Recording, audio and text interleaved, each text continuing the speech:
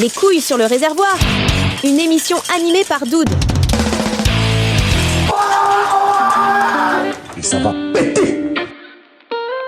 Ici Doud, très heureux de vous retrouver pour cet épisode bonus. Tous ceux qui me suivent sur Instagram savent déjà de quoi on va parler. Effectivement, je vous ai fait il y a pas longtemps une petite story en vous disant que voilà, suite aux dernières vidéos que j'ai postées sur YouTube, ces fameux essais pourris, j'ai eu des retours, beaucoup de retours, et donc j'ai beaucoup de choses à dire, puisque dans tous ces retours, qui sont à 95 voire 98% positifs, merci beaucoup, il y a quand même des choses dedans qui sont très pertinentes. Donc je voulais débriefer ça pour vous, c'est-à-dire vous expliquer un petit peu comment se sont réalisés ces essais, dans quel cadre, donc revenir un petit peu là-dessus, revenir un petit peu sur ces 3 motos qui ont été essayées, voire même la 4e, puisque au moment où j'enregistre, la 4e vidéo a été postée de la Riero Aventure A500, qui est la mienne, donc allez-y si vous ne l'avez pas vue.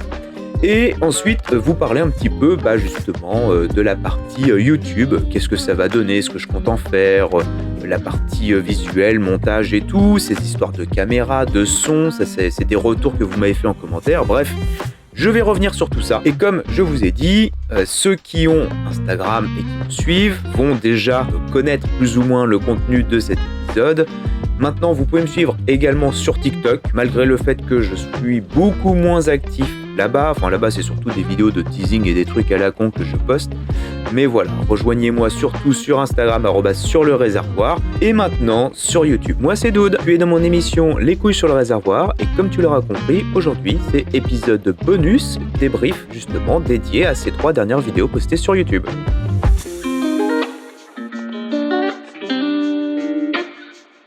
Ceux qui nous rejoignent et qui n'ont pas l'habitude, vous êtes dans un épisode bonus. Épisode bonus, ça veut dire qu'en fait, on va prendre un sujet qu'on va creuser un petit peu plus que juste en parler comme ça assez superficiellement dans un épisode normal.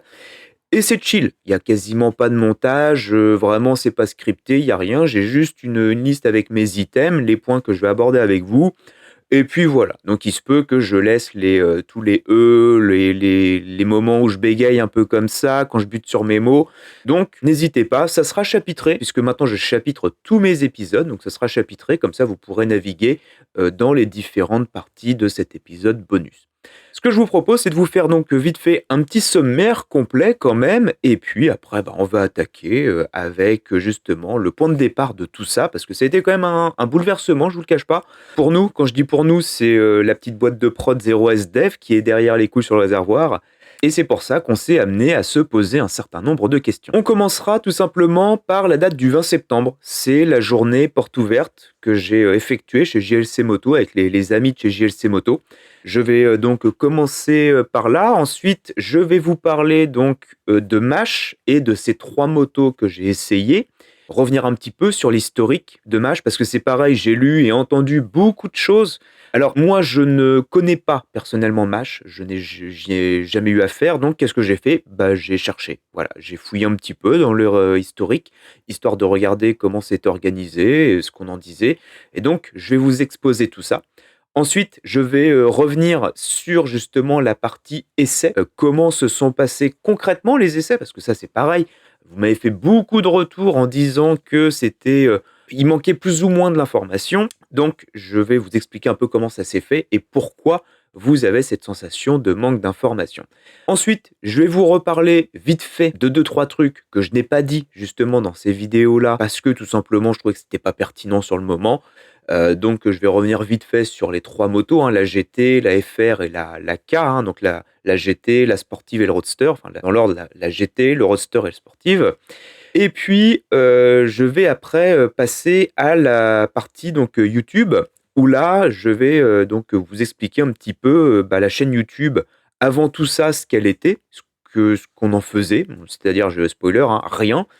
Et depuis que ces 3 vidéos-là ont été postées, qu'est-ce qui s'est passé pour que je débriefe et que je prenne l'initiative avec la team, justement d'aller de l'avant sur cette partie-là.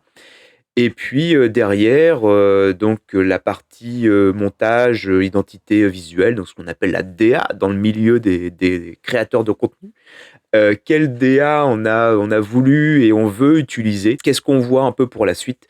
Et ensuite, justement, vos retours, les commentaires qu'on a eus, analyser ça, analyser justement le comportement, votre comportement sur les vidéos et quel impact concrètement ça a eu, sur la suite. Spoiler aussi, l'impact a été extrêmement positif, quels que soient les commentaires, puisque bien évidemment, YouTube, à partir du moment où vous faites de l'interaction, like, dislike, commentaire, quel que soit le commentaire, bah, c'est de l'interaction, donc pour eux c'est intéressant, donc on met en avant. Donc voilà. Mais il y a quand même beaucoup plus à dire derrière sur ce point-là. Sur ce, bah, je vous propose de commencer tout de suite avec ce premier item qui est la journée porte ouverte chez JLC Moto. Pour commencer avec les présentations, JLC Moto, sûrement vous ne connaissez pas cette enseigne. JLC Moto, c'est un petit magasin de moto en campagne, comme on trouve, je dirais même de moins en moins, puisque c'est encore un de ces rares magasins indépendants qui n'est pas affilié ou figé sur une marque de moto, comme on peut voir, hein. Notamment, vous avez maintenant des gros centres moto. Je donnerai pas de nom ni de marque parce que je les porte pas du tout dans mon cœur, mais qui sont vraiment reliés souvent à des marques de moto qui sont en tout cas distributeurs exclusifs. Là, c'est pas le cas. Là, c'est un petit magasin qui existe depuis des années. C'est un magasin familial, tellement familial pour vous dire, c'est que mon père avait acheté ses motos là-bas à l'époque, donc dans les années 90. Voilà, la dernière étant une Honda Revers blanche. Je crois que la photo est même sur mon Instagram. Et bah, quasiment 30 ans après, 35-40 ans après, c'est moi qui achète ma moto avec donc la Riero Aventura 500. Et entre-temps, ça a changé de direction. Donc, c'est-à-dire que les patrons, hein, c'est JLC Moto, c'est Jean-Luc Chatillon Moto, avec sa femme Marie, ont ça depuis longtemps et ils ont refilé la direction donc à Nico, donc Nicolas, alias Lopette pour la Monster Race, qui a repris donc la direction de ce magasin-là sans, on va dire, en modernisant. C'est-à-dire que l'esprit est toujours là, le magasin, rien n'a changé entre guillemets, mais ça a été modernisé sur bien des points, notamment les réseaux sociaux, et c'est ce qui m'a amené justement à participer à cette journée porte ouverte. Et pour en revenir donc à la partie JLC Moto, donc Jean-Luc Chatillon et Marie, en fait, eux, ils se sont beaucoup investis, notamment dans la compétition. Sûrement, peut-être même, vous avez déjà vu, en fait, une de leurs motos, ou même entendu parler pour les passionnés, ils ont beaucoup contribué à la Team Métis en endurance. Et c'est une moto catégorie prototype avec un bras oscillant avant. Voilà, je vous encourage très fortement à aller voir sur internet Team Métis et puis vous verrez, alors METI2S, et vous verrez la moto, c'était vraiment incroyable. Et à l'époque, ils voulaient gagner du temps sur les relais en justement en faisant des échanges de pneus, enfin jantes, roues plus rapide. Et ensuite, il y a la partie Monster Race également, avec donc Nico, alias Lopette, qui lui participe à la Monster Race depuis des années. Ça aussi, ça ne vous est sûrement pas familier parce que c'est assez confidentiel comme course. Mais je dirais, c'est là où on voit que les vrais passionnés de moto, hein, pas les passionnés de MotoGP du dimanche, mais les vrais passionnés de moto au sens street du terme connaissent la Monster Race. Voilà. Moi, il m'a fait découvrir ça depuis maintenant longtemps, très longtemps. Et c'est complètement zinzin. J'ai eu la chance, justement, j'ai été invité cette année à aller voir la Manche au circuit Carole. Et c'est oufissime. C'est des dingos, c'est complètement zinzin. Voilà, c'est amateur, c'est vraiment amateur, mais là on est dans un niveau amateur quand même qui est assez intergalactique, et j'apprécie d'autant plus que c'est pas le genre de guignols qui vont avoir ce comportement-là sur une nationale. Au contraire, c'est des gars en temps normal qui roulent vraiment tranquille comme moi à 70 sur la nationale, mais par contre vous les mettez sur un circuit, là c'est Jobar fois 100 fois 1000 comme vous voulez quoi. Donc c'est ça, c'est que c'est vraiment c'est fait de façon très intelligente, et c'est des gars qui respectent énormément, je dirais, ce sport mécanique et son esprit de dire la vitesse, oui, mais sur circuit. Donc, prenez-en de la graine, hein, tous ceux qui croient que les lignes droites de nationale, c'est l'équivalent du Nürburgring. Et dernière chose, ils sont aussi investis pas mal dans les 24 heures scooter à Anneville-en-Bourville. Voilà, donc je pense que là-dedans tout est dit, avec pareil différentes personnes, différentes équipes. Et on peut voir que c'est vraiment le genre de petit magasin que j'adore parce que ils s'investissent vraiment énormément dans le monde moto, et en fait pas que moto, parce qu'on voit c'est 50, c'est 125. Moi-même, j'ai eu la chance de pouvoir développer des pièces pour des 50. Et je dis la chance, hein, sûrement ça va vous faire marrer en disant ah les 50 et tout. Bah ouais, mais les gars, les jeunes de 16 ans qui conduisent des 50, c'est les motards de demain. Donc, à un moment donné, si on leur explique pas et qu'on leur montre pas un peu de considération, on retrouvera des trisomiques avec des MT-07 qui feront des wheelings en plein centre-ville. Alors que si on leur apprend dès le début et qu'on leur montre un petit peu, et qu'on leur explique que c'est pas parce qu'ils roulent en 50 qu'ils valent moins que les autres, bah là, ils vont se dire, ok, bon, bah, on me responsabilise, entre guillemets, de représenter quand même une certaine élite. Mais c'est juste, voilà, c'est une question d'éducation. Et ça, c'est ce genre de magasin, quand vous poussez la porte, tout de suite, vous rentrez dans ce schéma vraiment éducation moto, et c'est vraiment génial. Donc, voilà la présentation pour ce magasin. Et comme je vous ai dit, ils sont toujours très investis dans cette partie un peu compétition. Je vais même pas dire plus amateur, mais maintenant quasi professionnel. Et ils tiennent aussi, ça leur tient maintenant beaucoup à cœur, comme c'est une équipe qui est maintenant jeune, à être présent sur les réseaux sociaux. Et donc, comme je vous dis, moi, je m'entends très bien avec eux depuis des années. On travaille ensemble. Toutes les motos que j'ai pu faire, à chaque fois, toute la partie motorisation, réglage, puissance, pièces mécaniques et tout, c'était chez eux parce que là-dessus, voilà, là, je vais enregistrer l'essai de ma 7,5, ma CK, ma Yamaha XJ750 CK. Et c'est eux qui s'occupent de mon moteur. Voilà, c'est eux qui ont réglé mon moteur et il a une santé, mais c'est phénoménal. Donc, et je connais personne d'autre capable de faire ça parce que de par leur expérience sur ce genre de moteur de moto, bon, bah voilà, on va voir ceux qui connaissent. Et ils m'ont proposé de justement participer à cette journée porte ouverte et donc de découvrir pour l'occasion des nouveautés. Donc il y avait en fait 4 nouveautés à découvrir, voire même un petit peu plus, puisqu'il y avait justement cette partie 50 cm3. Il y avait donc les 3 nouveautés MASH, la GT, la FR qui est le roadster et la K en 750 qui est la sportive. Il y avait ensuite la Rieru Aventura 500 qui est maintenant une nouveauté mais plus trop, mais à découvrir en tout cas. Et ça j'en parlerai un peu plus tard parce que justement j'ai fait une vidéo là-dessus que vous pouvez aller voir. Et il y avait également de chez Rieru les 50 cm3 à boîte puisque, petit rappel vite fait, Rieru existe depuis 1930 et sont spécialisés dans les petites cylindrées, notamment 50 et 125 version cross. Ce qui fait que bah, moi j'ai dit oui tout de suite parce qu'on me propose d'essayer des motos comme ça. Je vais pas, voilà, ça me fait plaisir de découvrir autre chose que ce que j'ai l'habitude de conduire, et de deux, ça me permet aussi de faire un petit peu de contenu pour moi et surtout pour eux. Et donc j'aurais proposé, j'aurais dit bah si ça vous dit, je viens, je filme mes essais. Et puis bah après je mets ça en ligne et puis si vous voulez vous en servir pour vous, bon bah voilà, ça vous fera du contenu vidéo. Et puis en même temps, bah moi c'est même pas pour faire de la pub parce que je vais même pas dire que de la pub je leur en fais, c'est que à chaque fois que je bosse avec eux, je le dis, voilà. Donc et puis de la pub, ils n'en ont pas spécialement besoin, je pense. De toute façon, à ma hauteur, vous m'écoutez dans les 4 coins de la France, donc la personne qui habite à Strasbourg, je pense pas, traverse la France d'est en ouest pour aller justement dans ce magasin-là. Enfin, si vous voulez, il y a pas de problème, mais ça fait quand même, bon, personnellement, je suis pas convaincu si c'est un bon move. Mais je trouve que c'est toujours bon en fait de mettre en avant des magasins indépendants comme ça. Et si c'était un autre magasin indépendant, je le ferais volontiers. Et donc je me suis dit bon bah voilà, il y a comme ça, des initiatives qu'il faut mettre en avant. C'est des amis, je les connais bien, je sais ce qu'ils valent, donc ça ne me pose aucun problème. Ce qui fait que justement je me suis rendu ce samedi matin sous la pluie en vélo les voir.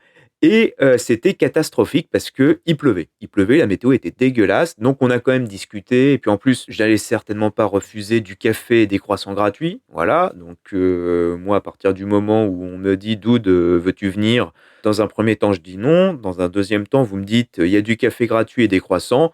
Et là, bien évidemment, je retourne ma veste instantanément. Ce qui fait que, bah, justement, on a eu quand même l'occasion de discuter, de regarder un peu les motos, de voir de plus près. Et effectivement, ça m'intriguait parce que MASH, je connais depuis longtemps puisque j'ai longuement roulé en café racer. Et disons que je me suis mis à faire du café racer bien avant que les marques ne s'y mettent elles-mêmes. Je ne dis pas que je suis à l'origine, pas du tout. Je dis simplement que moi, c'est un truc qui m'a toujours passionné, l'histoire du café racer. Peut-être qu'un jour, tiens, je vous en ferai un épisode bonus ou un épisode complet, justement, l'histoire du café racer. plus tout le mouvement qui a été suivi derrière. Et j'ai toujours été là-dedans, dans le monde de la moto. Ma première moto, c'était une 125 CM Honda de mémoire, Honda 125 CM, que j'ai fait en café racer. D'ailleurs, je reposterai les images sur Instagram. Et j'ai fait ça bien avant qu'on en reparle, parce que la custom culture m'a toujours attiré. Bref, je m'éloigne du truc, et ce qui fait que Mash, à l'époque, était quasiment l'un des premiers, avec ses 125, à faire revivre les scramblers, les trackers, les café racers, bref. Et comme ils avaient un châssis quasiment unique, ils n'avaient juste qu'à changer un peu les selles, les coques, voilà, intervertir tout ça, et puis pouf, ça faisait un café racer, un scrambler, ainsi de suite. Donc moi, je les ai connus avec ça. Et j'avais essayé une 125 Mash à l'époque, et j'avais trouvé la moto vraiment, je vais pas dire parfaite, mais le prix par rapport à la qualité de fabrication et à ce que c'était, et puis ça dure dans le temps, hein, c'est fiable, bah rien à dire en fait. Donc voilà, à partir de ce moment-là, bah, c'est super satisfaisant. Et je me suis dit: «Bah, voilà, je suis curieux de savoir maintenant qu'ils veulent rentrer quand même 10 ans plus tard dans, du gros cube». Alors ils avaient fait un premier essai avec des 600 je crois, mais curiosité. Donc je me suis dit: «OK, et bah, écoute, on va aller voir ça et puis on va regarder un petit peu ce qui se passe». Ce qui fait que maintenant je vais vous parler de Mash. Je vais revenir un petit peu justement sur l'historique, de Mash. D'où sort cette marque? Qu'est-ce qu'elle est? Et surtout, qu'est-ce qu'elle nous propose depuis, ces années? Parce qu'elle date quand même depuis, ça fait 12 ans que cette marque-là. Et qu'est-ce qu'elle nous propose? Et justement, ces motos-là ensuite, qu'est-ce que ça vaut réellement? Je ne suis pas là pour vous dire si oui ou non Mash est bien, si c'est fiable ou whatever. Moi, je vais simplement vous faire l'historique de la marque. Maintenant, on va quand même prendre ça avec un petit peu de recul et mettre ça en perspective avec d'autres marques, parce que je l'ai vu aussi beaucoup en commentaire dans les vidéos, beaucoup de critiques sur la marque Mash, et j'en parle aussi dans les vidéos parce que avant même de faire tout ça, j'en ai déjà entendu parler, et comme d'habitude, quand on en entend parler, souvent, c'est pas pour en entendre du bien. Donc moi, je vais simplement me contenter justement de remettre ça un petit peu en perspective, recadrer un petit peu les choses de façon plus objective. Et je ne vous cache pas qu'on va parler bien évidemment Chine, voilà, puisque Mash est en partie asiatique. Et là où j'assois ma légitimité, c'est que, et je ne m'en cache pas, notre société avec 0SDev est chinoise. Ce qui fait que, en plus de connaître le marché chinois, de savoir comment il fonctionne, eh bien, moi-même, pour mes motos, comme j'en parle pour la Rieru, on a maintenant l'occasion de s'intéresser de près à la partie motocycle chinoise. Et bah, je vais vous donner aussi 2-3 petits insights comme ça, des trucs, des petites astuces entre guillemets. Mash, d'abord, c'est une marque. C'est une marque qui appartient à une société, à un groupe, la CIMA. Donc Mash a été créé en 2012. Alors, je dis ça fait 12 ans qu'ils existent, mais c'est faux, ça fait 13 ans, bon voilà. Ça appartient donc à la CIMA, la société d'importation de motos. Et cette société-là d'importation de motos, elle existe quasiment depuis 1976-80. Ce qui fait que déjà, on n'a pas affaire non plus à des gens random. C'est pas des gens qui n'ont aucune expérience dans ce domaine-là. Et ils ont décidé donc de créer Mash, une marque de moto française en France, distribuée en Europe. Et ça a été fait en fait sur le principe de la mondialisation. Dans les années 2012, donc on va dire 2010, entre 2010 et 2015, hein, histoire d'arrondir un peu, eh bien c'était, on va dire, vraiment l'explosion de la bulle internet, machin, tout ça. Mais en termes de moto, en termes de véhicules, on n'avait pas encore cette vague chinoise en France, en tout cas en Europe. Donc dans ces années-là, en fait, c'était déjà très répandu et très commun pour les fabricants de motos et automobiles de faire fabriquer à l'étranger. BMW, Peugeot, Citroën, bref, font fabriquer leurs pièces depuis des années en Chine. Mais pas que. En Chine, en Thaïlande, en Inde, au Pakistan, bref, dans tous ces pays où la main-d'œuvre coûte que dalle parce qu'un enfant, ça ne mange rien. Et la CIMA, avec la marque Mash, est partie sur ce principe-là. Et principe qui est ni bon ni mauvais, c'est un principe commercial comme il se faisait énormément à l'époque et comme il se fait encore aujourd'hui. Mais on va voir, ça a changé un petit peu. Ce qui fait que Mash a décidé d'aller faire ce qu'on appelle du sourcing en Chine, donc du sourcing, c'est de se dire, moi je veux une moto avec telle caractéristique, donc petite cylindrée, simple, fiable, look un peu néo-rétro, puis ainsi de suite. Et qui peut me proposer ça? Donc ils sont allés en Chine parce que en Chine, on a énormément de petites cylindrées. En fait, les motos MASH, c'est des motos qui sont extrêmement répandues en Chine sous des noms différents. Et on a aussi ce marché énorme en Inde. En Inde, vous avez aussi énormément de 70, 80, 125 cm3. Ce qui fait que Mash a mis la main, donc, on va dire, sur un modèle de moto 125 qui est en fait une copie de Suzuki. C'est les Suzuki, les anciennes Suzuki 125 qui ont été juste, on va dire, mises à jour avec des versions injection, des versions qui ont été modernisées avec un petit bloc ABS et ainsi de suite. Et ça, c'est le principe chinois. On prend un truc, on fait quelque chose, souvent on part d'une copie. La copie, le produit qui a été copié, on vient après rajouter un petit peu de R&D au-dessus. Le R&D apporte une version améliorée de ce produit copié et on ne fait que upgrader cette copie, entre guillemets. Sauf que quand c'est vous qui fabriquez pour les autres, est-ce qu'on peut appeler ça de la copie? Voilà, c'est un peu le même principe que le bateau de Thésée. Voilà, je vous laisse chercher pour ceux qui seront intéressés. Mais à partir du moment où vous fabriquez pour les autres, là, on peut remettre un peu en question ce statut de copie. C'est simplement, vous prenez votre envol, vous vous émancipez en disant, bon, bah, écoute, t'es bien gentil, moi, ton truc, ça fait plus de 10 ans, domaine public, sachant que la Chine, le domaine public, c'est à partir de 24 heures. Donc, maintenant, moi, ton truc, je le vends de mon côté avec mon logo dessus. Et Mash, bah, c'est ce qu'ils ont fait. Ils ont sourcé donc des motos, ils ont vu cette moto-là, et ils se sont dit, bon, bah, très bien, c'est un modèle qui ne se vend plus par Suzuki en France parce que trop vieux. Voilà, il a été upgradé depuis longtemps, mais dans ces pays asiatiques, ça continue. Et comme il a été amélioré, eh ben, on va l'importer en France et ça sera une version, on va dire, abordable en 125. Bon, ça, c'est un peu ce qui s'est passé en backstage. Ce qui fait qu'ils ont quasiment inondé la France avec ces petites 125 look néo-rétro à un prix cassé pour l'époque, c'est-à-dire qu'en fait c'était très abordable et bah, ça a plutôt bien marché parce que à l'époque on avait tout un tas de nouvelles motos japonaises, même des marques un peu plus haut de gamme comme KTM, BMW et tout, qui étaient à des prix pour une 125, il fallait débourser 5, 6, 7 000 euros, hein. Notamment, vous aviez les KTM Duke et compagnie. Et donc, quand on vient de passer déjà des centaines d'euros dans un permis 125 et acheter les équipements et tout, bah, il restait plus grand-chose ensuite. Sachant qu'il y a eu les nouvelles normes de pollution, ainsi de suite.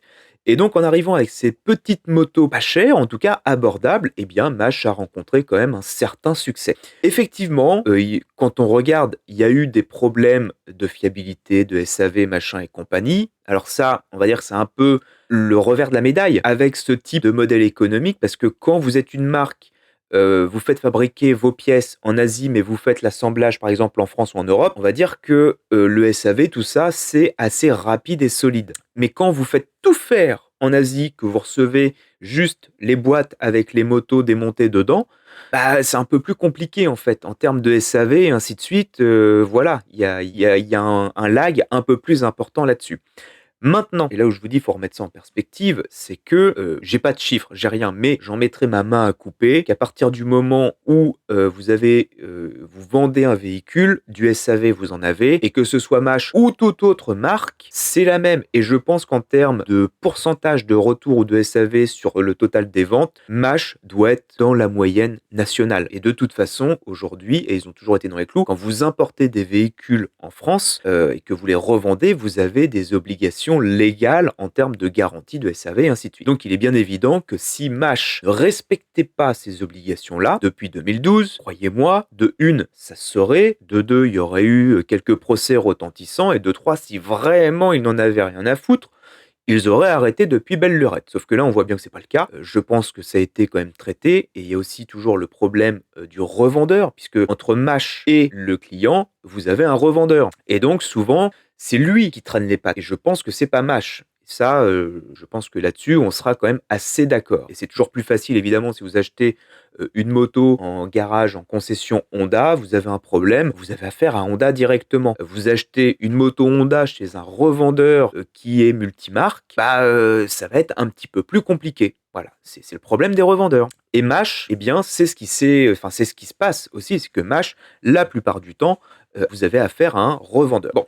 Et ensuite, Mash a décidé donc, comme ça fonctionne, eh bien, ils ont décidé de faire évoluer leur gamme. Et l'avantage, c'est que quand on regarde, vous avez en gros, on va dire, en équivalent automobile, un châssis. Donc là, vous avez un cadre, une partie cycle. Et on va faire évoluer la selle, le réservoir, la peinture, les petits caches, les pots d'échappement, bref, tout ce qui est accessoire. Ce qui fait que à partir d'une partie cycle, à partir d'un cadre, vous pouvez avoir 10 déclinaisons différentes. Et ça, je trouve le principe vachement cool en fait, parce que vous pouvez quasiment changer de moto entre guillemets pour pas trop cher. Si à un moment donné le look ça vous branche pas trop, bon, vous mettez ça en vente et puis pouf, vous passez d'un café racer à un scrambler par exemple. Donc, dans le concept, Mash, ça tient la route. On voit que c'est solide parce que ça continue d'évoluer, ça continue de progresser. Et aujourd'hui, ça fait partie à 100% du paysage moto français. Sachant que aussi, et ça, je suis le premier à critiquer la France quand ça merde, mais je suis le premier à dire quand ça va bien aussi, ce que beaucoup d'autres devraient faire, s'il vous plaît. Et moi, je suis même très content qu'on ait une marque française. Alors, elle ne se cache pas, de leur façon de faire, mais comme je vous ai dit, Mash, c'est des motos asiatiques, certes, avec un cahier des charges français. C'est pas non plus, comme ça random. Parce que je vous rappelle quand même que les normes anti-pollution en Asie ne sont absolument pas du tout les mêmes qu'en France, pour la simple et bonne raison, c'est qu'ils n'en ont pas. Voilà, comme ça, c'est clair. Et ce qui fait que quand vous importez votre moto en France, faut bien les respecter. Et la Chine, elle, comme elle a envie de vendre, elle respecte également le cahier des charges. Donc, à partir de ce moment-là, on se retrouve avec des motos certes chinoises, mais avec, on va dire, des exigences franco-françaises. Que ce soit en normes, que ce soit en utilisation, que ce soit en clientèle, tout ce que vous voulez bien. Et ça, c'est cool, c'est très cool. Et à partir du moment où ça fonctionne, c'est encore plus cool. Donc déjà, l'argument de dire c'est des motos chinoises, c'est de la merde, souvent ceux qui disent ça roulent en Peugeot ou Citroën, voitures qui sont aussi fabriquées quasiment à 90% en Chine. Voilà. Alors c'est assemblé en France, mais tout le reste, c'est l'ADN, je suis désolé les gars, c'est chinois. Voilà. C'est tout comme les gars qui roulaient en BMW, qui venaient critiquer Mash, rouler sur des motos où le moteur était fabriqué en Chine. Enfin, est toujours fabriqué en Chine. Et aujourd'hui, justement, et là où Mash a été précurseur, c'est que ces motos chinoises, maintenant, on les retrouve énormément en France, mais pas que en Europe, sous justement on va dire, alors en partie sous ces marques chinoises avec CF Moto et compagnie, mais on les retrouve aussi beaucoup, comme la mienne, la Riero Aventura 500, rebadgées par des marques européennes qui veulent importer des nouvelles motos, où ça leur prendrait des millions et des millions en termes de R&D de développement, alors que là, on a juste à prendre un modèle existant en Chine, on vient l'adapter aux normes européennes, et puis zou, on t'importe ça avec un petit sticker dessus, et puis ça marche. Sachant que, oui, l'Europe, on peut en dire ce qu'on veut, mais en tout cas, il y a quand même des lois qui protègent le consommateur, plus en France. Et les dernières Mash sont garanties 3 ans. Donc venir me dire c'est pas fiable, machin, tout ça, les gars, quand vous avez 3 ans de garantie, voilà, c'est bon, quand même. Alors, c'est des motos, donc on va pas vous garantir les pneus, ce qui est normal, c'est du consommable, mais en tout cas, toute la partie moteur et ainsi de suite, c'est garanti 3 ans. Moi, ma moto, elle a été, elle est pareil, elle est garantie, je crois que c'est 1 an, je sais pas quoi. Et derrière, vous avez une obligation légale de 10 ans de pièces détachées. Et là où je veux aussi continuer avec Mash, c'est que comme ils importent des motos chinoises qui ne sont que des évolutions d'un même modèle, eh bien la pièce détachée, au lieu de venir brailler à dire ouin ouin, la pièce détachée elle est pas dispo et tout, les gars vous allez sur AliExpress, vous avez tout ce qu'il faut. Voilà. Alors vous allez me dire oui mais c'est des copies chinoises machin et tout. Alors faut savoir acheter parce que sur AliExpress, oui vous avez de la merde, de la grosse merde. Mais moi, je vais vous donner un petit exemple, c'est que j'ai acheté des pipes d'admission pour mon XJ 750 CK, qui date de 1982. Les pipes d'admission, je les trouve toujours en Chine, voilà, parce que là-bas, ça se fait toujours. C'est des pièces qui sont toujours utilisées. Et comble, c'est que les pipes d'admission que j'avais achetées chez Yamaha à l'époque à 20 € la pipe d'admission, il y en a 4, ça fait 100 balles les 4, j'arrondis. plus les frais de port. Et bah là, ça m'a coûté 20 € les 4. Ça fait 5-6 ans que je les ai à n'ont pas craquelé une seule fois. Les Yamaha, en l'espace de 6 mois, étaient craquelés. J'avais des fuites d'air. Donc, qu'est-ce que vous voulez que je vous dise? Donc à un moment donné, voilà, c'est ça, c'est que il faut aussi réfléchir à ce que vous achetez. Et Mach est transparent là-dessus. Et donc c'est ça aussi qu'on peut leur reconnaître, c'est que jamais ils ne se sont cachés de leur façon de faire. Et à partir de ce moment-là, à partir du moment où ils sont honnêtes, derrière, vous avez le champ libre pour aller justement sourcer vos propres pièces. Puisqu'en gros, ils vous disent, bon, bah là, on a une moto qui vient à 100% de Chine. Donc la Chine, quand même, si vous, par vous-même, vous ne trouvez pas vos pièces détachées là-bas, c'est que vraiment, vous commencez à y mettre de la mauvaise volonté. Et je finirai même en disant que si vous avez vu la vidéo essai pourri de Marie-Héro Aventura 500, eh bien, c'est une moto qui est 100% chinoise et tous les équipements, c'est du SZC. SZC qui est un équipementier chinois qui travaille pour quasiment tout le monde dans le milieu de la moto, en étrier de frein, en termes d'équipement, de tout ce que vous voulez bien. À partir du moment où il y a du moulage à faire, ils le font. Et ce qui fait que sur AliExpress, vous trouvez des pièces SZC très facilement. Voilà, c'est une marque maintenant connue, réputée, comme la marque CST. CST, ils font des copies de pneus Michelin, Pirelli, ce que vous voulez bien. Mais en tout cas, ils équipent des motos chinoises aujourd'hui qui sont vendues en France et ça marche très bien. Alors que c'est des pneus chinois et que vous pouvez aussi acheter directement en Chine. Donc ça ne veut plus rien dire, le fait de dire c'est en Chine, c'est de la merde. Voilà. Et ça, Mach nous le prouve depuis maintenant plus de 10 ans. Je pense que maintenant, j'ai dit tout ce que j'avais à dire concernant cette marque-là. C'est pas parce que c'est une marque qui est basée sur du matériel asiatique et que ma société est elle-même asiatique que je suis compatissant. Pas du tout. Quand c'est de la merde, je le dis aussi. Hein, ça, ceux qui me connaissent le savent et ceux qui ne... Si vous ne me connaissez pas, vous allez apprendre justement à me connaître là-dessus. Mais c'est simplement que quand on creuse un peu la chose, bah voilà, moi je vous dis comment fonctionne cette boîte-là, comment fonctionnent les autres. Et bah après, c'est vous qui décidez. Et puis une fois de plus, vous êtes libre ou non d'acheter. Il y a un reproche qui leur est fait, c'est que leurs motos décotent vite et ne valent quasiment plus rien en occasion. Chose qui est tout à fait normale, puisqu'à la base, Mach se place comme étant justement une entrée de gamme, quelque chose d'accessible. Donc il est bien évident qu'à partir du moment où vous achetez quelque chose qui n'est déjà pas trop cher de base, et que par définition vous allez vendre ça à des gens qui ont un petit budget. Donc s'ils ont un petit budget pour la moto, l'entretien souvent c'est pas fou, hein, c'est ce que j'appelle le syndrome Ducati, c'est-à-dire qu'on met tout le pognon dans la moto et après pour l'entretien on n'a plus un rond. Et voilà, vous allez avoir des motos qui sont pas forcément suivies en termes d'entretien. Donc, comme c'est des 125, souvent c'est transitoire pendant 1, 2, 3 ans, le temps du permis gros cube. Et puis, raison de plus pour pas faire l'entretien. Ce qui fait que vous avez ça sur le bon coin à une poignée de cacahuètes. Et derrière, les gens vont gueuler en disant bah ouais, mais regardez, la moto neuve, elle vaut 4000 balles. Là, ils vendent ça 1005. Et faut changer les pneus, faut changer ci, faut changer ça. C'est un peu le revers de la médaille. Voilà. D'un autre côté, je dirais, ce genre de moto est, je pense, faite pour être achetée neuve. Et en occasion, je pense que c'est vraiment la deuxième vie, pour moi, la deuxième vie, ce que j'appelle dans les champs, si vous voyez ce que je veux dire.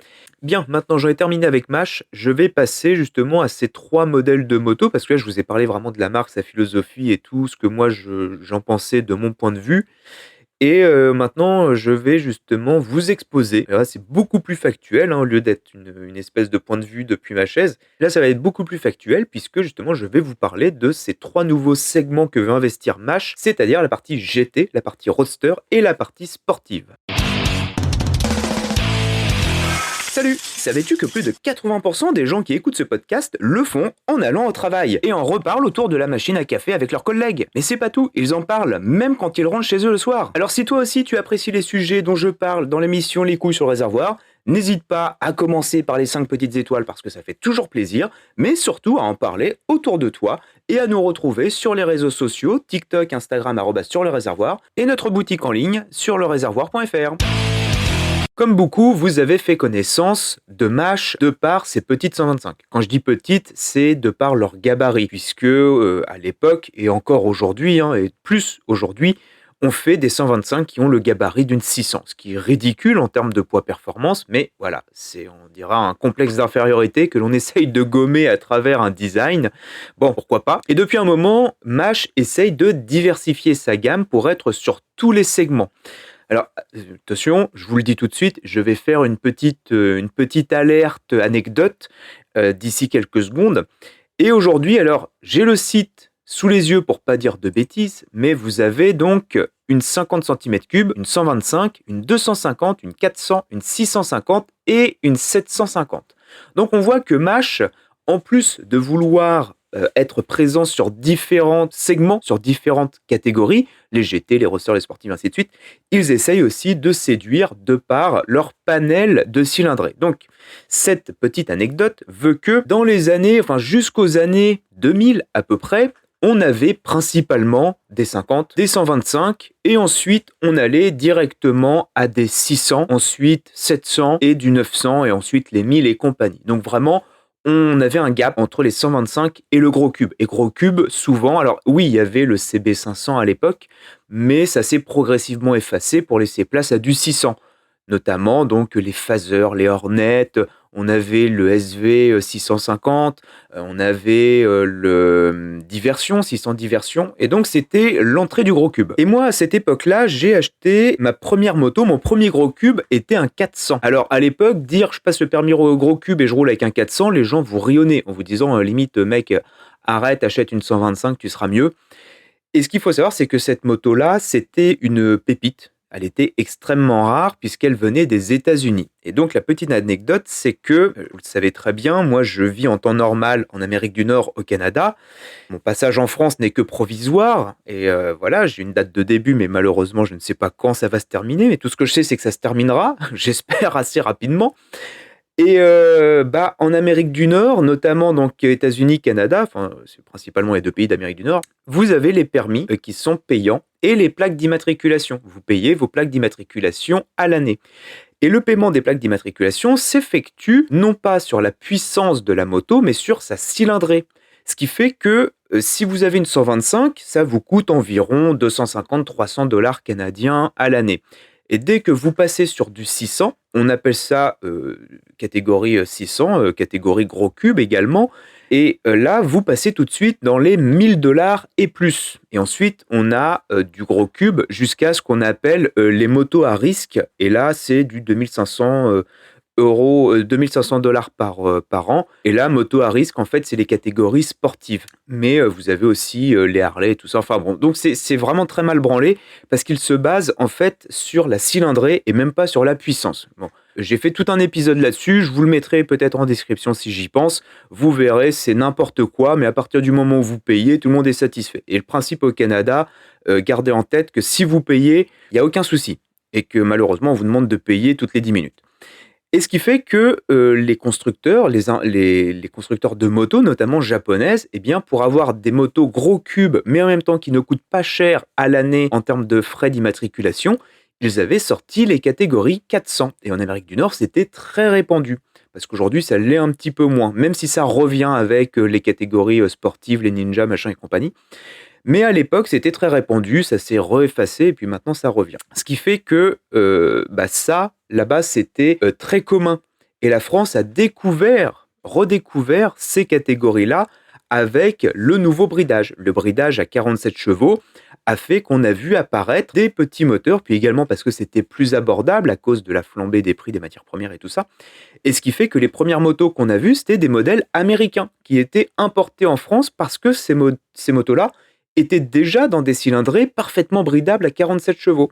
Ce qui fait qu'on a eu, beaucoup d'entre vous ont eu, sans le savoir, des motos destinées au marché américain, mais qui ont été directement utilisées en Europe, notamment en France, de par justement leur cohérence avec le bridage. Voilà. Donc ça, c'était pour la petite anecdote. Ce qui fait qu'aujourd'hui, de par justement ces nouvelles réglementations complètement stupides, ça aussi on pourrait y revenir, vous avez maintenant un segment, on va dire tout un arc-en-ciel de couleurs de cylindrées qui est en train de se dessiner, où maintenant, entre chaque chiffre, on a sa déclinaison. Vous allez avoir du 500 et du 600, et entre les deux, on va avoir du 550, du 650, du 700, du 750, du 800, du 850, enfin bref, ça devient vraiment la fête à la saucisse. Et évidemment, Mâche se doit d'être présent sur ces segments, on va dire, les plus porteurs. Et donc, ils ont toujours le 50, le 125, On a le 650, le 700 qui sont des cylindrées parfaitement communes. Et entre deux, ces espèces de cotes mal taillées, moi, c'est pour moi, c'est pas d'autre mot, on a les 250 et les 400. Et on voit bien aujourd'hui que le secteur 400, justement, trouve en tout cas sa clientèle de par justement les jeunes permis, machin et compagnie. Et que on ne fait pas ça parce que c'est un combo cadre, motorisation qui est intéressant, juste parce que ça permet d'avoir un certain niveau de performance pour un prix raisonnable. Et par exemple, moi si on prend mon trail avec le 500 dedans, qui est le moteur du CB500, les CB500 étaient ces premières motos à revenir en force justement à partir du moment où on a décidé de ce bridage complètement aberrant. Et on s'est aperçu que ces petits blocs-là, même bridés à 47 chevaux, était parfaitement utilisable, je vais pas dire comme des 600, mais on avait des performances qui étaient vraiment parfaitement, raisonnables et utilisables dans un cadre, quotidien. Maintenant pour être franc, les 400 d'aujourd'hui, je ne saurais pas vous dire, j'en ai jamais essayé. Moi la 400, ma 400 XJ que j'avais, c'était un 400, voilà. Donc j'ai eu du 125, c'est mieux que du 125, mais c'est moins bien que du 600. Et bien évident que vous ne roulez pas à 130 sur l'autoroute, voilà, ça reste un 400 cm3, hein, en plus en 4 cylindres. Alors vous imaginez 100 cm3 par piston, voilà, c'est déjà le couple, ça vous l'oubliez, enfin en tout cas, dans les, 6 000 premiers tours.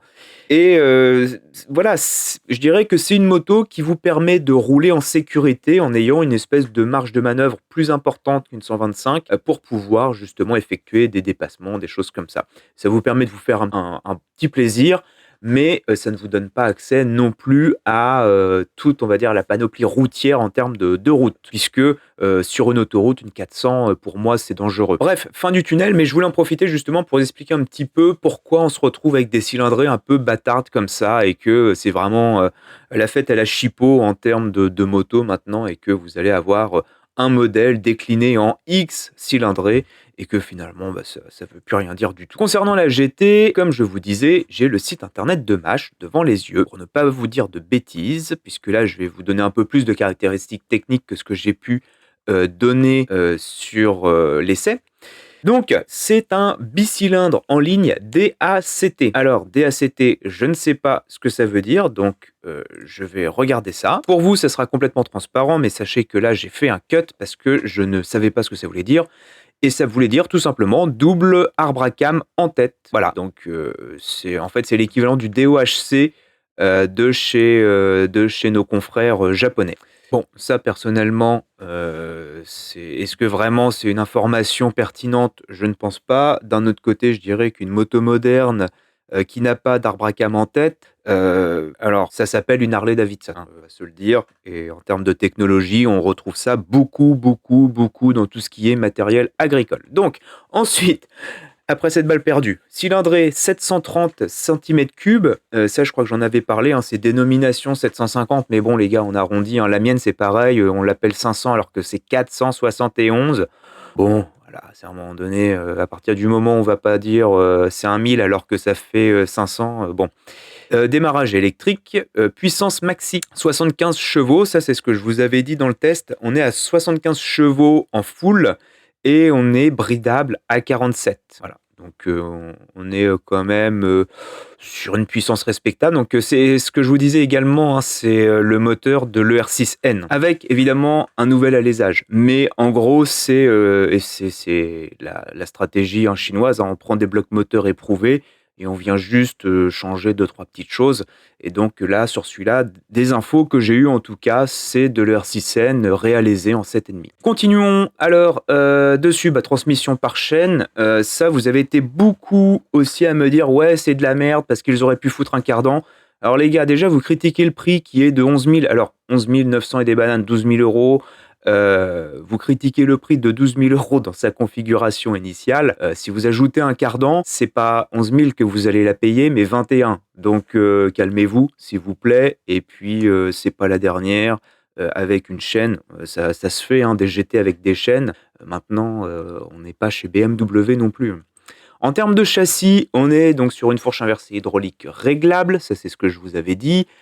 ABS Bosch. Alors, tout ce qui est bloc ABS, ECU et compagnie, c'est du Bosch. Toutes les motos chinoises sont montées en électronique Bosch. Les motos chinoises n'embarquent quasiment jamais leur marque à elles. Quand bien même, on va pas se le cacher, le CU, vous l'ouvrez, c'est du Made in China. Mais voilà, c'est une technologie en tout cas qui est du Bosch. En termes de freinage avant-arrière, évidemment, c'est du frein Brembo. On a quand même un double disque de 300 mm à l'avant, ce qui est quand même pas rien.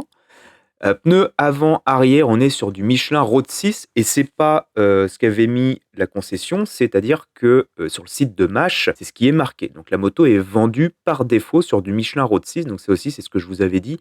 C'est là où quand même on peut souligner que c'est pas qu'il y a un effort, mais c'est qu'il y a quand même un certain standing. Cadre, on est sur une double poutre en alliage d'aluminium. Voilà, chose qui est assez normale parce que le moteur est quand même assez gros, hein, malgré le refroidissement liquide. En termes de poids et dimensions, bon, les dimensions, je vais passer, hein. La hauteur de selle, on est à 780 mm, elle est un petit peu plus basse que le Roadster et la Sportive. Mais ça reste un petit poil haut, je trouve. Maintenant, voilà, comme je vous disais, hein, les motos modernes, il y a tellement d'électronique et de conneries dessus, faut bien trouver de la place et la place, on la trouve en augmentant la hauteur de selle, malheureusement. Le poids, on est à 275 kg à vide. Donc vous ajoutez là-dedans les fluides, notamment le carburant, et tout de suite, on arrive à un 300 kg, sans le poids du motard, bien évidemment. Capacité du réservoir, on est sur 24 litres, ce qui est une capacité vraiment très très très raisonnable, hein. Ça vous permet de faire de la route, sachant que ce moteur-là, alors le moteur de base n'est pas un monstre en consommation, mais le problème c'est que comme il est sous-dimensionné pour la moto, vous risquez de jouer de la boîte de vitesse. Donc à mon avis, je pense que les 24 litres, ils sont bien d'être là. Voilà, je pense que vaut mieux avoir en effet 24 litres. Garantie, donc c'est 3 ans, pièces et main-d'œuvre, kilométrage illimité. Bon, ça, je dirais qu'aujourd'hui, c'est vraiment standard, entre guillemets.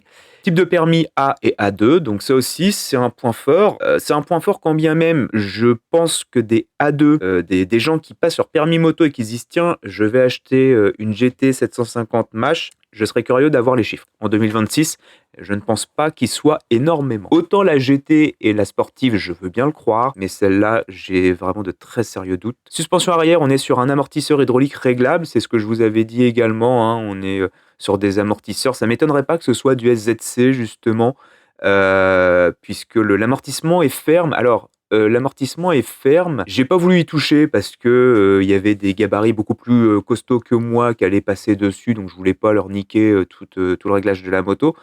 Mais je pense qu'il y a moyen de rendre ça plus confortable. Mais je préfère toujours une moto un peu ferme qu'une moto un peu molle, bien évidemment, hein, pour des questions de tenue de route.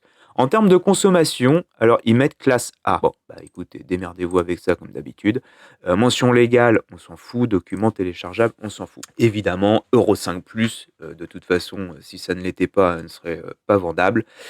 Et par contre, il n'y a pas... alors je le fais vraiment en live, hein. Vous m'avez demandé de faire du React, les gars, vous l'aurez en podcast, voilà. Alors je voudrais bien mettre la main sur tous les accessoires et fonctionnalités de cette moto.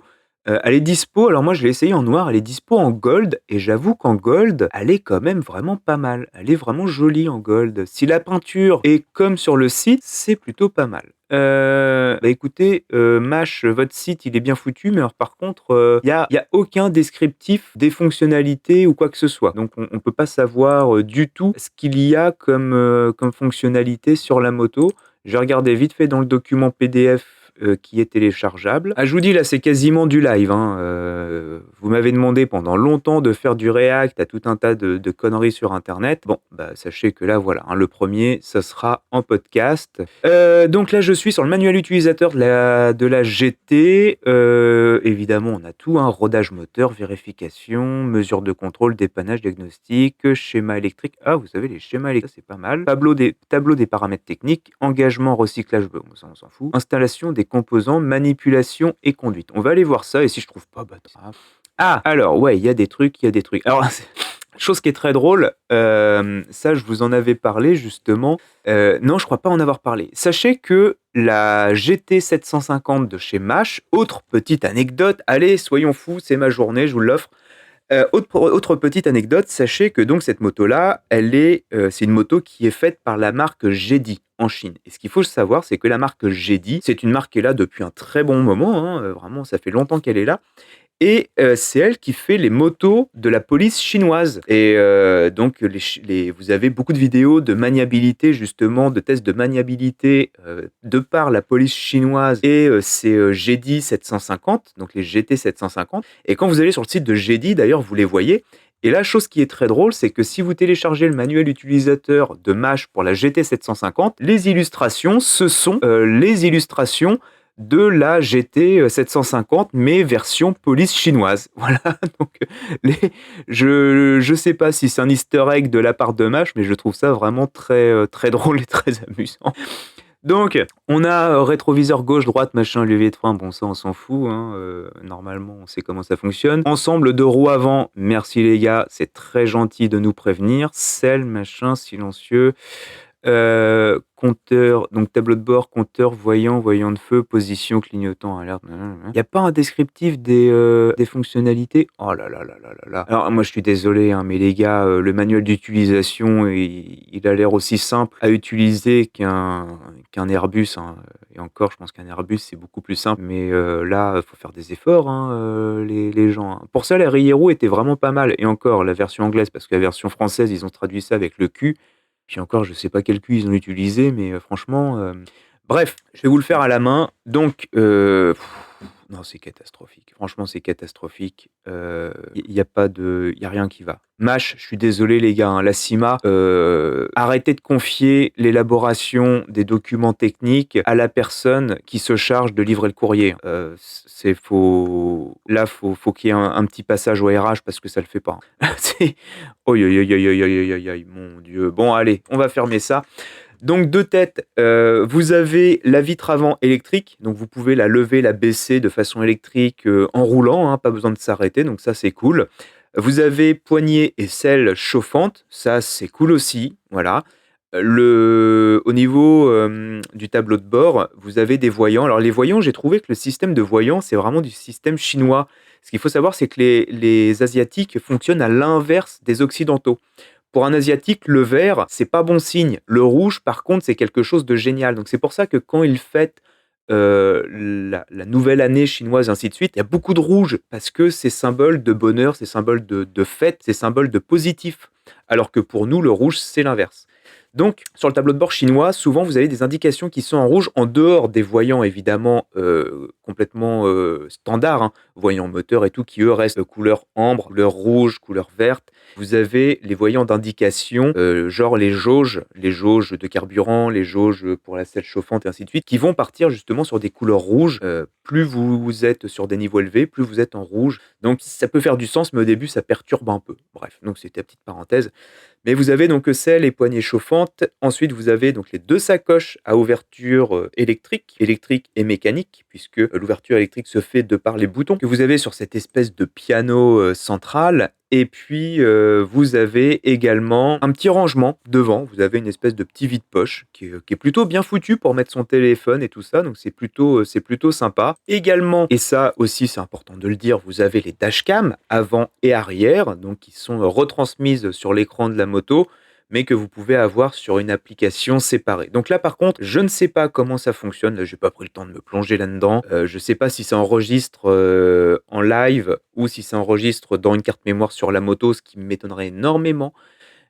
Puisque j'avais ça normalement sur la Rieru Aventura 500. De base, on avait aussi des dashcams qui n'enregistraient pas. C'était vraiment de la retransmission live uniquement. Et pour enregistrer, il fallait connecter une application dédiée à ça, qui, elle, enregistrait sur le téléphone. Donc c'était un peu merdique. Est-ce que là, c'est pareil? Je ne sais pas. Et puis, bon, il y a sûrement d'autres trucs que j'oublie, hein, au passage, qui ne sont pas ou peu importants, mais également, donc, vous avez cette espèce de grand dashboard avec, justement, connectivité Wi-Fi, Bluetooth, qui vous permet de connecter son téléphone, de faire du mirroring, d'afficher le GPS, machin, tout ça.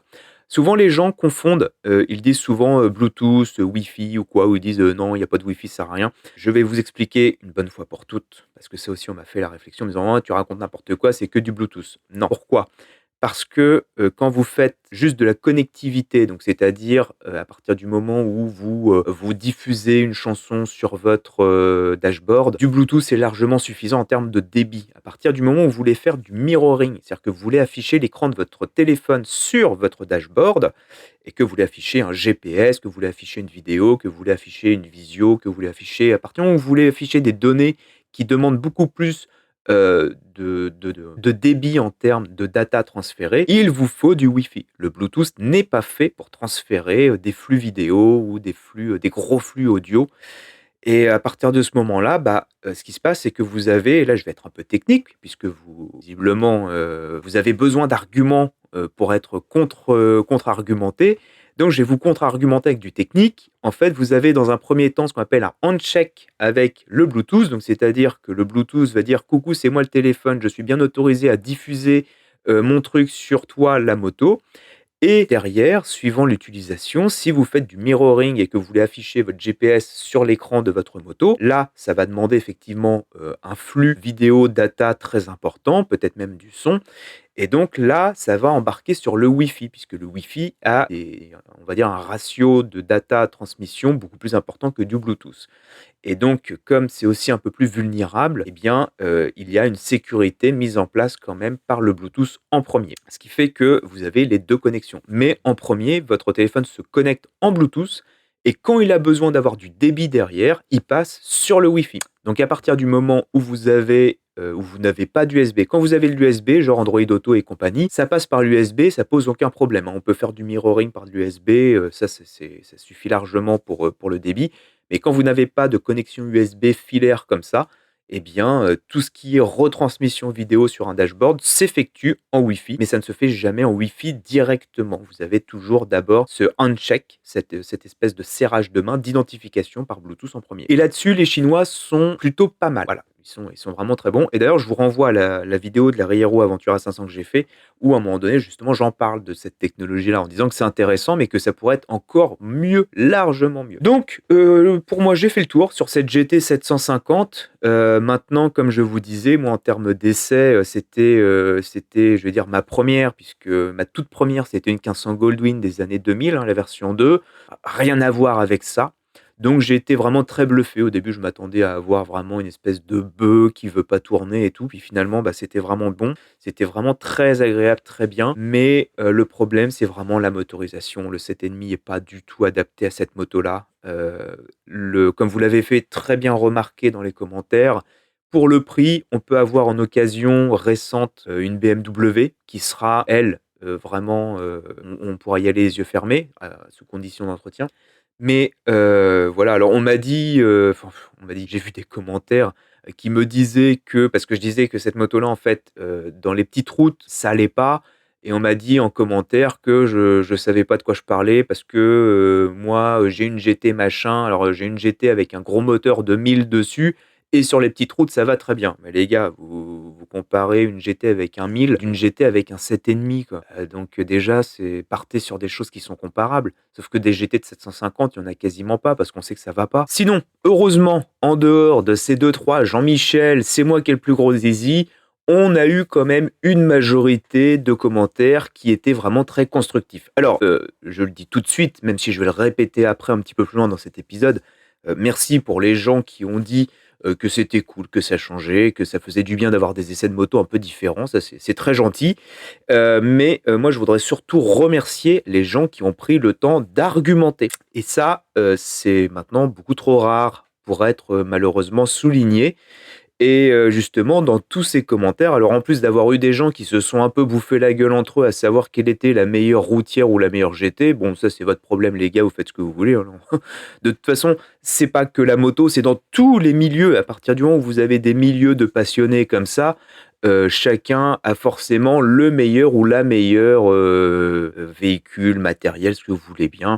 Et dans les commentaires constructifs, effectivement, ce qui ressort et ce qui est entièrement vrai, c'est que, pour le prix, en tout cas, on peut avoir une moto de gamme nettement supérieure, certes d'occasion, en occasion pas trop vieille, en occasion assez récente, mais évidemment qui ne disposera pas d'autant, d'accessoires, d'autant de gadgets, d'électronique. Donc voilà, c'est un choix. c'est un choix à faire. J'ai vu aussi, des commentaires concernant la fiabilité. Pour moi, ça, c'est ridicule. C'est complètement stupide. C'est Jean-Michel Aigret de la Chine depuis les années, de la guerre froide, ou Jean-Michel nostalgique de la guerre froide, qui voit des communistes partout.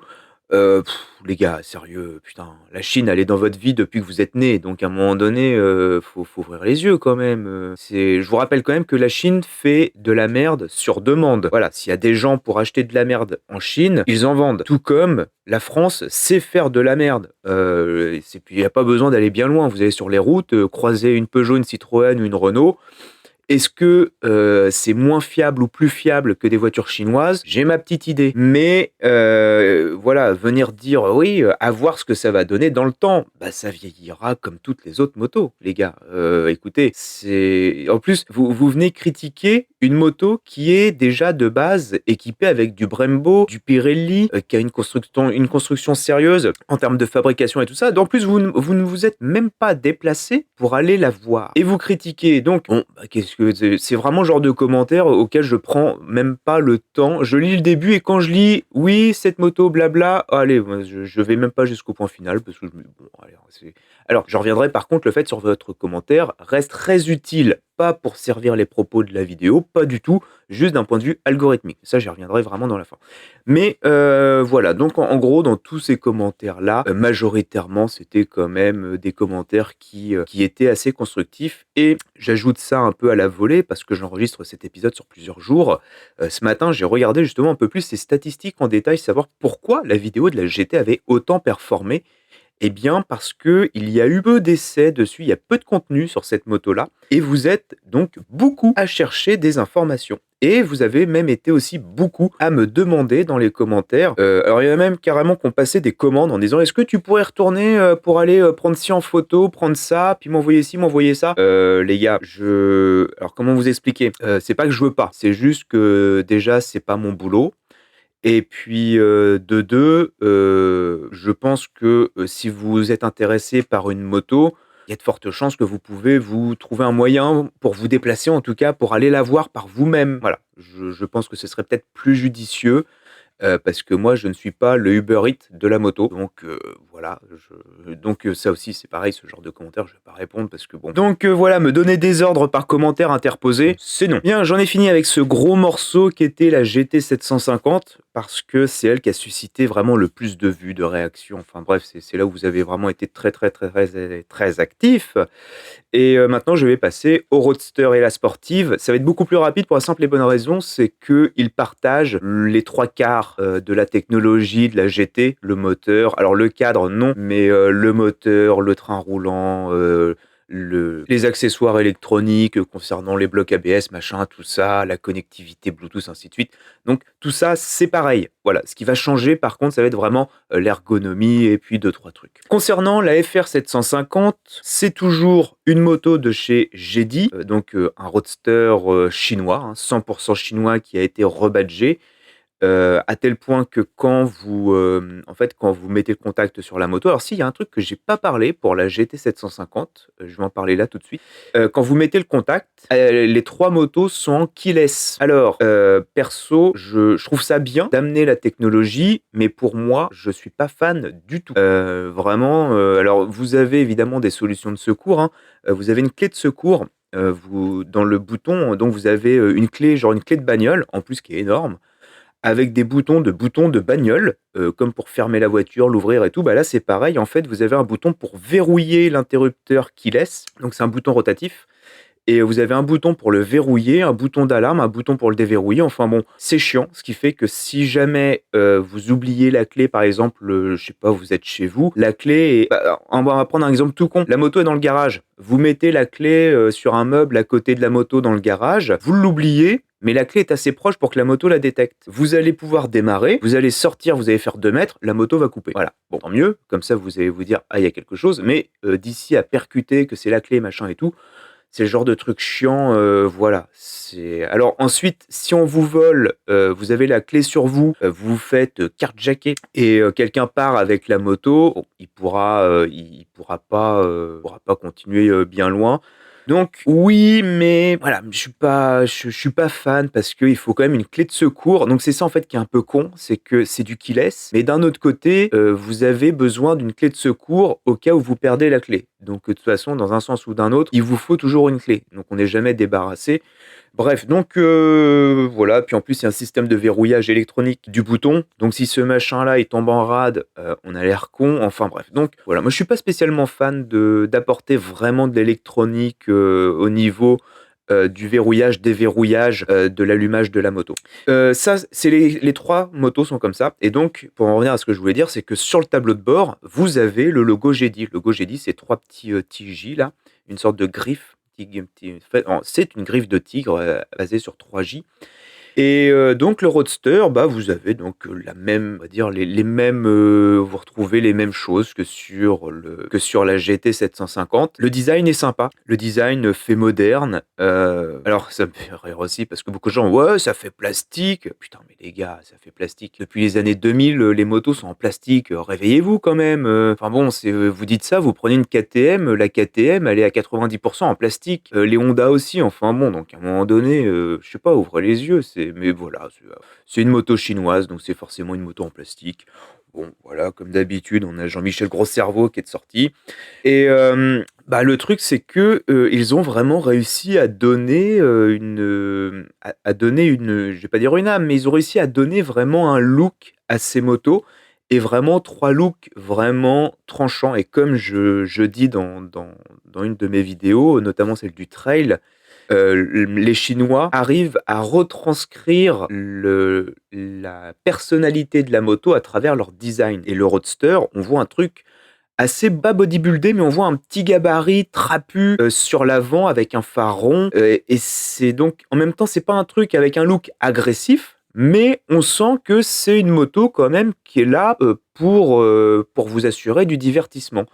Et d'un point de vue de design visuel, ça se voit dans les lignes. On a un truc un petit peu rond sur le phare, mais en même temps assez bodybuildé avec des formes bombées, un peu comme le train à vent d'Atoro. Et ça, bah, ça nous parle en fait, indirectement. Et quand on est dessus, et bah, ça se ressent. Et en même temps, ça reste un gabarit assez compact, assez petit. Et c'est ça vraiment que j'ai aimé. C'est vraiment ça que j'ai adoré, parce que d'habitude, les motos, c'est toujours des trucs un peu camions, voilà, c'est des trucs assez gros. Et là, le fait d'avoir un moteur sympa, un moteur qui commence à être très intéressant parce que c'est du 7,5, quand même 80 chevaux arrondi, dans un petit gabarit trapu, bah, c'est cool. C'est cool parce que ça en fait un petit jouet, en fait. Donc voilà et puis effectivement, ouais, je pense que c'est vraiment c'est une street, c'est une version, c'est cette moto-là, elle est faite pour évoluer en ville.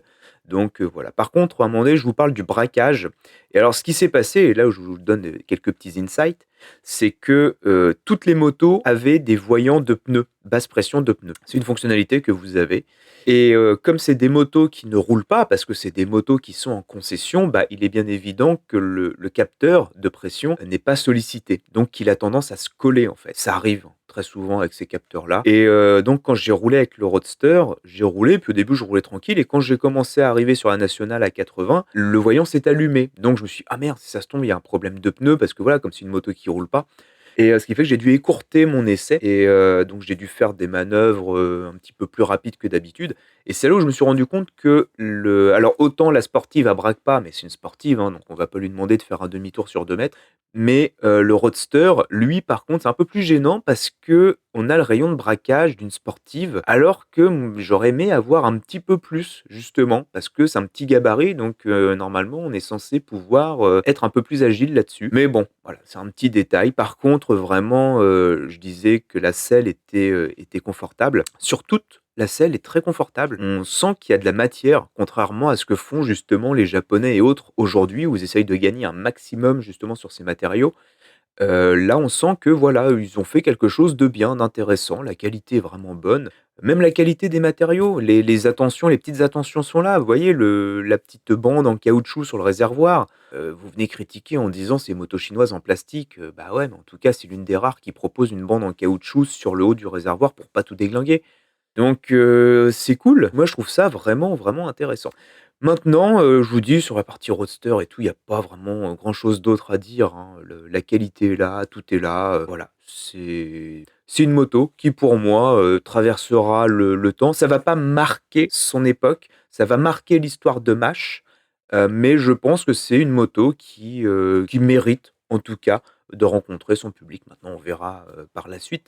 Je pense pas que ce soit des gros succès, mais je pense que ça va quand même, ça va marquer un certain tournant, dans la vie de Mash et pas, sous un mauvais angle, en fait. Concernant la sportive, maintenant, donc la K750, j'ai été extrêmement bluffé parce que, je suis pas du tout sportive, mais j'ai l'occasion d'en voir, hein, comme tout le monde et surtout en concession et quand je vois ce que font les autres, c'est beaucoup des sportives. Alors comment dire ça? D'habitude, dans les nouveautés moto, notamment les sportives, dans un peu la partie, pré-production, on va dire, entre le concept et la pré-production, souvent on vous montre des concepts de sportives avec des trucs, ça se fait notamment je vais prendre l'automobile, beaucoup dans l'automobile, on vous montre des concept cars avec, souvent des phares, qui font la taille d'un timbre-poste et qui éclairent, l'équivalent, d'un tractopelle, enfin, je sais pas si un tractopelle ça éclaire beaucoup, mais, on va dire, c'est la taille d'un timbre-poste et qui éclaire le Stade de France. Voilà, c'est peut-être un peu plus parlant. Et donc il y a plein de concepts comme ça où entre ce qu'on nous montre en tant que concept car et ce qu'on nous vend en pré-production ou en production en concession, il y a forcément une grosse différence parce que les ingénieurs sont passés par là, puis on dit: «Bah, ça on peut pas, ça oui, ça trop compliqué, ça trop cher», ainsi de suite. Et là, ce qui se passe, c'est que, pour la sportive, on a l'impression que c'est une moto, que c'est une moto, concept, c'est un concept moto qui est sorti en usine et je pèse mes mots parce que, le design est vraiment bluffant. Je vais pas revenir sur les Jean-Michel commentaires ou Jean-Michel gros cerveau, mais pour une moto justement avec, beaucoup de plastique, beaucoup de choses ajustées et on est sur un sans faute, vraiment parce que, le phare avant et arrière, c'est sous forme de losange et on pourrait croire que, cette espèce de pattern de petits carrés là, un peu, de petits carrés un petit peu, éclairés, on pourrait croire d'habitude ce qu'aurait fait un concepteur de moto, un designer, il aurait pris une vitre transparente avec une lumière derrière et puis il aurait mis juste une grille pour donner cet effet un petit peu de relief, de petits carrés comme ça, de petits motifs carrés autour du phare. Sauf que là, c'est, des vrais morceaux de plastique transparent qui ont été alignés les uns à côté des autres et qui ressortent de 10-15 millimètres, donc quasiment 2 centimètres. Et vous avez vraiment, une matière, enfin et le feu arrière, c'est pareil. Le feu arrière, c'est comme les feux arrière de je sais plus quelle voiture. Là, je crois que c'est la Ducati, la Bugatti, Bugatti Veyron, un truc comme ça, qui a les feux arrière où c'est des espèces de bouts de plastique transparents qui ressortent, et ça fait comme des grosses fibres optiques. Je sais pas comment appeler ça. Mais cette moto-là, eh bien, elle est comme ça. On a l'impression que c'est vraiment un concept moto qui a été poussé à la production. Et le monobras est très beau, la roue arrière, enfin les roues, les jantes araignées sont très belles avec les freins Brembo et tout, enfin bon voilà.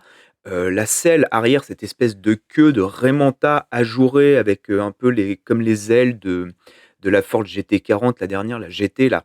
Vous avez les ailes ajourées entre les roues et la carrosserie centrale. Vous avez une jonction qui vous fait une sorte de spoiler. Enfin, c'est très beau. Honnêtement, je trouve que cette moto, elle est ultra sexy. Elle est assez fine, elle est bien ajustée, elle est belle, elle est fluide. Vous avez un détail de l'extrême. Sur le côté du réservoir, vous avez une petite baguette noire avec marqué Mash Moto. Et ça, c'est rétroéclairé en LED. Ça vous prouve le niveau de détail. Donc c'est pour ça, vous ne pouvez pas critiquer sans savoir. Et pareil, vous avez un écran avec de la télémétrie dessus.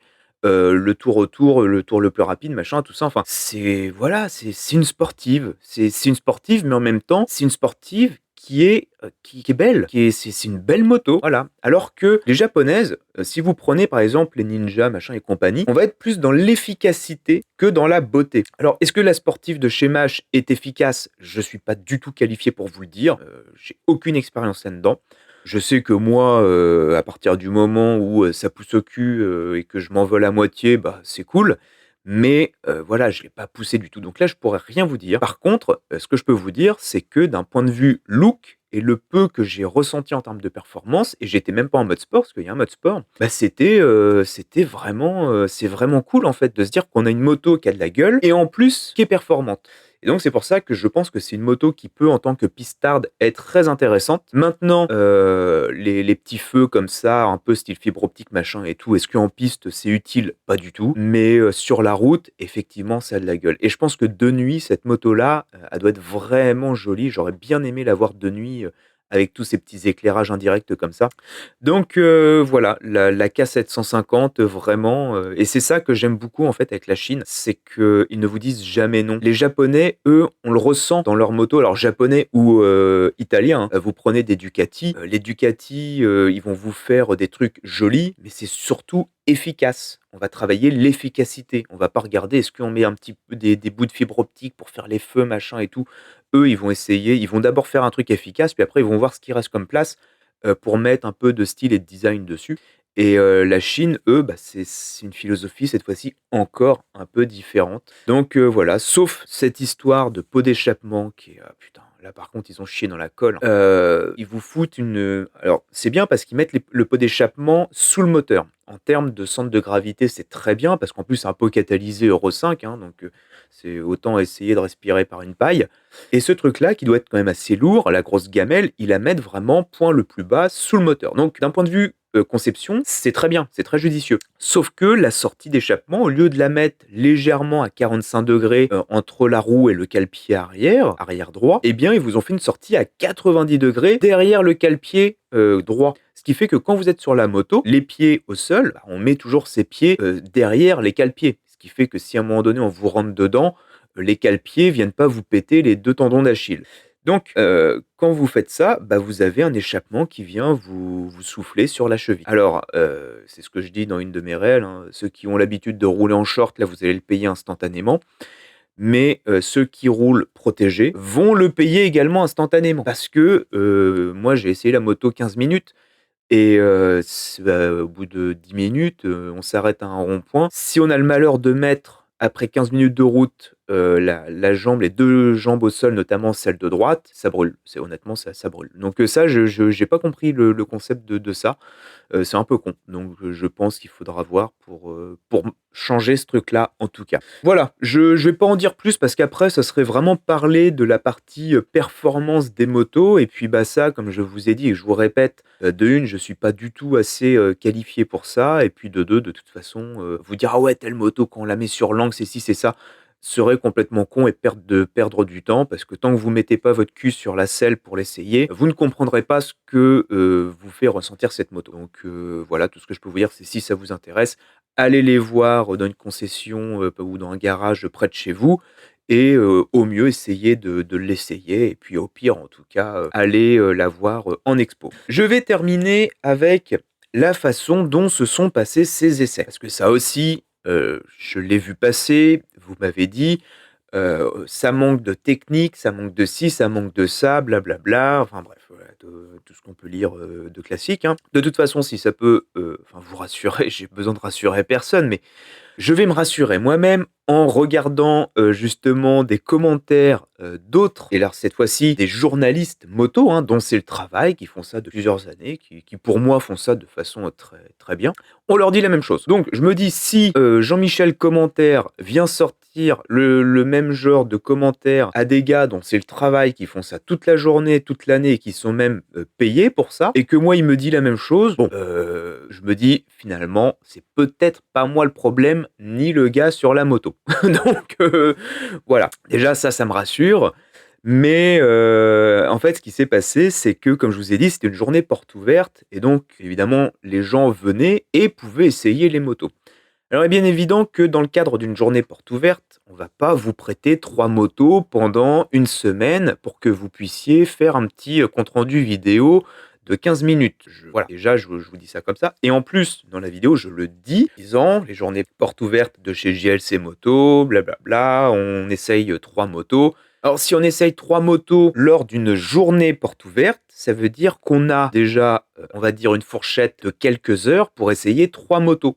Alors, à partir de ce moment-là, je pense qu'il faut pas être polytechnicien ou ingénieur ou docteur en physique appliquée pour comprendre que quelques heures pour 3 motos, ça va sûrement être un peu rushé, si vous voyez ce que je veux dire. Alors derrière, venir me dire que ça manque de ci, ça manque de ça, blablabla, bah les gars, attendez, je prends, 3 motos et en l'espace de 15 minutes, il faut que j'arrive à déjà, pas me foutre en l'air avec la bécane, ce qui est déjà pas forcément facile, hein, et puis, ensuite, essayer de vous retranscrire quasi en live ce que je ressens, les principales caractéristiques techniques de la moto, en tout cas ce qui paraît le plus judicieux. Essayer de sortir deux trois punchlines, essayer de faire gaffe à tous les zinzins qui sont sur la route et ainsi de suite. Enfin bref. Donc si vous voulez, il y a quand même pas mal de choses à faire en très peu de temps. Contrairement à quelqu'un dont déjà c'est le travail, qui lui sait ce qu'il va faire, qui a un plan, qui est voilà, et qui a une semaine et puis une journée ou 2 pour tourner des images. Plus souvent, c'est plus une journée que 2 et qui va être sûrement assisté alors que moi, pas du tout. Donc moi, en plus, vous me dites: «Ouais, la caméra», enfin ça, on va en reparler. Donc voilà, il a fallu que je deal un petit peu avec tout ça et en plus, territoire inconnu, hein, comme je vous dis, et comme on va voir juste après, c'est les premières vraies vidéos sur ma chaîne. Donc c'est pas mon boulot. Moi, je découvre, j'ai tout découvert d'un seul coup. Vous avez été majoritairement, très majoritairement, nombreux à me dire: «Bah, c'est cool, ça change et tout, bonne vidéo». Même là, hein, encore ce matin, j'ai eu des commentaires comme ça sur ma dernière vidéo, donc c'est au moins ça fait plaisir de se dire: «Bon, visiblement, on se dirige dans une direction qui a l'air, d'avoir, son public». Et bah, le truc, c'est ça, c'est que, il faut en plus faire gaffe parce que comme c'est une journée porte ouverte, si je me fous en l'air avec les bécanes, bah, c'est-à-dire que les autres derrière alors non seulement déjà il y a un concessionnaire, enfin un garage qui va, peut-être faire la gueule et de 2, il y a des gens derrière qui vont pas pouvoir rouler avec et potentiellement, être intéressés pour en acheter une. Donc bah, j'ai tout ça en tête à ce moment-là et ce qui fait que, bah, ouais, c'est pas facile quoi, d'essayer, de trouver son chemin et puis d'en sortir un truc qui soit exploitable. Et aussi volontairement, j'ai pas voulu, non plus rentrer trop dans le technique parce que, quand vous avez 15 minutes pour rouler, si vous vous dites: «Alors, le couple, il est de temps, la puissance, elle est de temps, l'alésage, il est de temps, les pneus, c'est telle taille, machin, l'embrayage», qu'est-ce qu'on s'en fout? Est-ce que le fait de connaître la taille des pneus ou, le couple du moteur va faire que, vous allez comprendre le ressenti sur la moto? Non, pas du tout. Si par contre, je vous dis que quand j'accélère, j'ai l'impression d'avoir une Falcon 9 au cul, là, ça vous parle un petit peu plus. Donc voilà, il faut trouver, enfin moi c'est ma façon à moi. C'est parce que c'est comme ça que je comprends les choses. Alors je me dis c'est pas parce que je les comprends comme ça que les autres ça va être pareil, mais je pense qu'il y a une sorte de langage universel dans le monde de la moto où on se comprend. On se comprend puis on sait très bien que, en ayant quelques métaphores bien placées, voilà, ça permet d'avoir, de se faire une idée du feeling qu'on puisse avoir sur la moto et moi, c'est ce que je veux retranscrire dans mes vidéos. Je veux retranscrire cette idée de feeling plutôt que de dire: «Regardez le moteur, regardez les suspensions et tout». Non, ça, on n'en a rien à secouer, je vais te dire. Tu peux même prendre là, je vais faire, le roulage de ma 750, ma CK de 82. D'un point de vue technique, c'est de la merde. C'est une moto de merde. À part son cardan, elle n'a aucun atout pour elle et par contre, en termes de feeling, elle est incroyable. Donc c'est ça, en fait, que je voulais vous faire ressentir, en très peu de temps et je trouvais que c'était un très bon exercice. Enfin, j'ai trouvé que c'était un très bon exercice et ce qui fait que, bah, voilà, c'était, court et je vais vous donner l'info. Je me suis mis d'accord parce que vous m'avez réclamé d'autres modèles, à tel point que finalement ça vous a plu. C'est que vous m'avez, réclamé d'autres modèles Mash à essayer à ma façon. Bon, est-ce que ça va devenir une trend? J'en sais rien, puis j'espère pas parce que je veux rester unique. Mais comme disait, Oscar Wilde, hein, «Restez vous-même parce que les autres sont déjà pris». Donc c'est pour toutes ces raisons que vous avez eu effectivement 3 essais qui peuvent paraître, et je dis bien paraître pour les plus, Jean-Michel, pointus techniquement, docteur en mécanique, mécanique physique, peut-être un peu déçu. Eh bah, les gars et puis d'un autre côté, c'est ce que je vous dis aussi, dans la vidéo, c'est que, moi, c'est du ressenti et à partir du moment où vous voulez faire, ou enfin, à partir du moment où vous voulez du technique, vous pouvez vous rediriger vers le contenu qui vous proposera du technique parce qu'il y en a et au pire de tout ça, bah, il y a toujours le site internet de la marque. Voilà, comme moi j'ai fait là juste avant, quand je sais pas, je vais sur le site de la marque et ils vous donnent toutes les informations. Donc c'est pareil, j'ai pas envie de me répéter, de venir, réciter en gros, ce que je peux lire sur un site internet et qui est accessible à tous. Et ça aussi, j'en parlais dans les commentaires parce qu'on m'a réclamé des trucs où enfin, putain les gars, vous êtes sur, un site qui s'appelle YouTube, donc sur internet, vous lâchez un commentaire et dans le commentaire, vous me demandez de vous donner des informations que vous pouvez avoir en 2 clics sur votre téléphone ou votre ordinateur. Parce que je vous rappelle que si vous laissez un commentaire sur une chaîne YouTube, c'est que vous avez accès à internet dans la main. Internet est dans votre main. Donc au lieu de me demander quelque chose qui va prendre peut-être, 15 ans à répondre, les gars, ouvrez internet enfin ouvrez Firefox, Opera, j'en sais rien, Pornhub et allez poser votre question, là-bas quoi. Enfin, vous trouverez, sur Google toutes les infos que moi soit vous donnerai pas du tout parce que ça va me saouler ou soit, je vous donnerai dans 15 ans. Voilà, parce que c'est pas mon rôle. Bref, voilà, c'est tout donc pour cette partie, moto, vraiment que je voulais clarifier donc, au moins maintenant vous savez toutes les conditions dans lesquelles ça a été fait, vous en savez un peu plus sur les motos, sur tout ça. J'en ai même dit beaucoup plus que prévu parce qu'on est encore parti pour un épisode de 15 heures. Pour ma part, si vous avez, besoin d'autres informations en dehors de ce que vous pouvez déjà trouver sur internet, comme je le dis et répéterai maintenant à chaque fois, n'hésitez pas, Instagram @sur le réservoir et puis, là-bas, bien évidemment, vous pouvez me contacter et puis je répondrai à vos questions si elles sont, tout à fait, pertinentes. Si c'est pour me demander en quelle couleur on peut acheter telle moto, je ne répondrai pas. Par contre, si vous voulez savoir, je sais pas, si vraiment le son d'échappement était bien ou pas, là, oui, c'est quelque chose que je comprends parce que, effectivement, c'est pas simple à se faire une idée en vidéo ou quoi. Donc, peut-être qu'effectivement avoir un ressenti là-dessus, sur ce genre de choses, par exemple, ça ne me gêne pas de répondre. Ça peut paraître stupide comme question, mais c'est parfaitement compréhensible et légitime. Je vous propose de passer à la deuxième partie, parce que la première partie, c'était vraiment, JLC, MASH, les motos, tout ça. La deuxième partie, on va parler de YouTube, donc de ma chaîne YouTube avec, justement, tout ce que ça a pu engendrer derrière, en termes d'abonnés, en termes de vues, en termes de projets futurs, et ainsi de suite. Les commentaires, donc les commentaires, le contenu des commentaires, j'en ai parlé parce que, voilà, le contenu, ça concerne les motos, donc j'avais parlé dans la partie moto. Mais, on va parler plus, maintenant sur, la forme des commentaires, ce qu'ont apporté, en fait, tous ces commentaires parce que vous vouliez nuire ou non, in fine, l'effet est le même. C'est-à-dire que vous boostez la chaîne, voilà. Donc ça, on va en parler et je vais vous expliquer un petit peu plus justement comment fonctionne YouTube là-dessus et justement, quelles règles, en tout cas, nous, on utilise maintenant, pour ça. Salut! Savais-tu que l'écho sur le réservoir, ce n'est pas qu'une émission de podcast, mais que j'ai également une chaîne YouTube? Le lien est en description, n'hésite pas à t'abonner et à nous laisser ton pire commentaire et tu y retrouveras là-bas tout un tas de contenus vidéo exclusifs.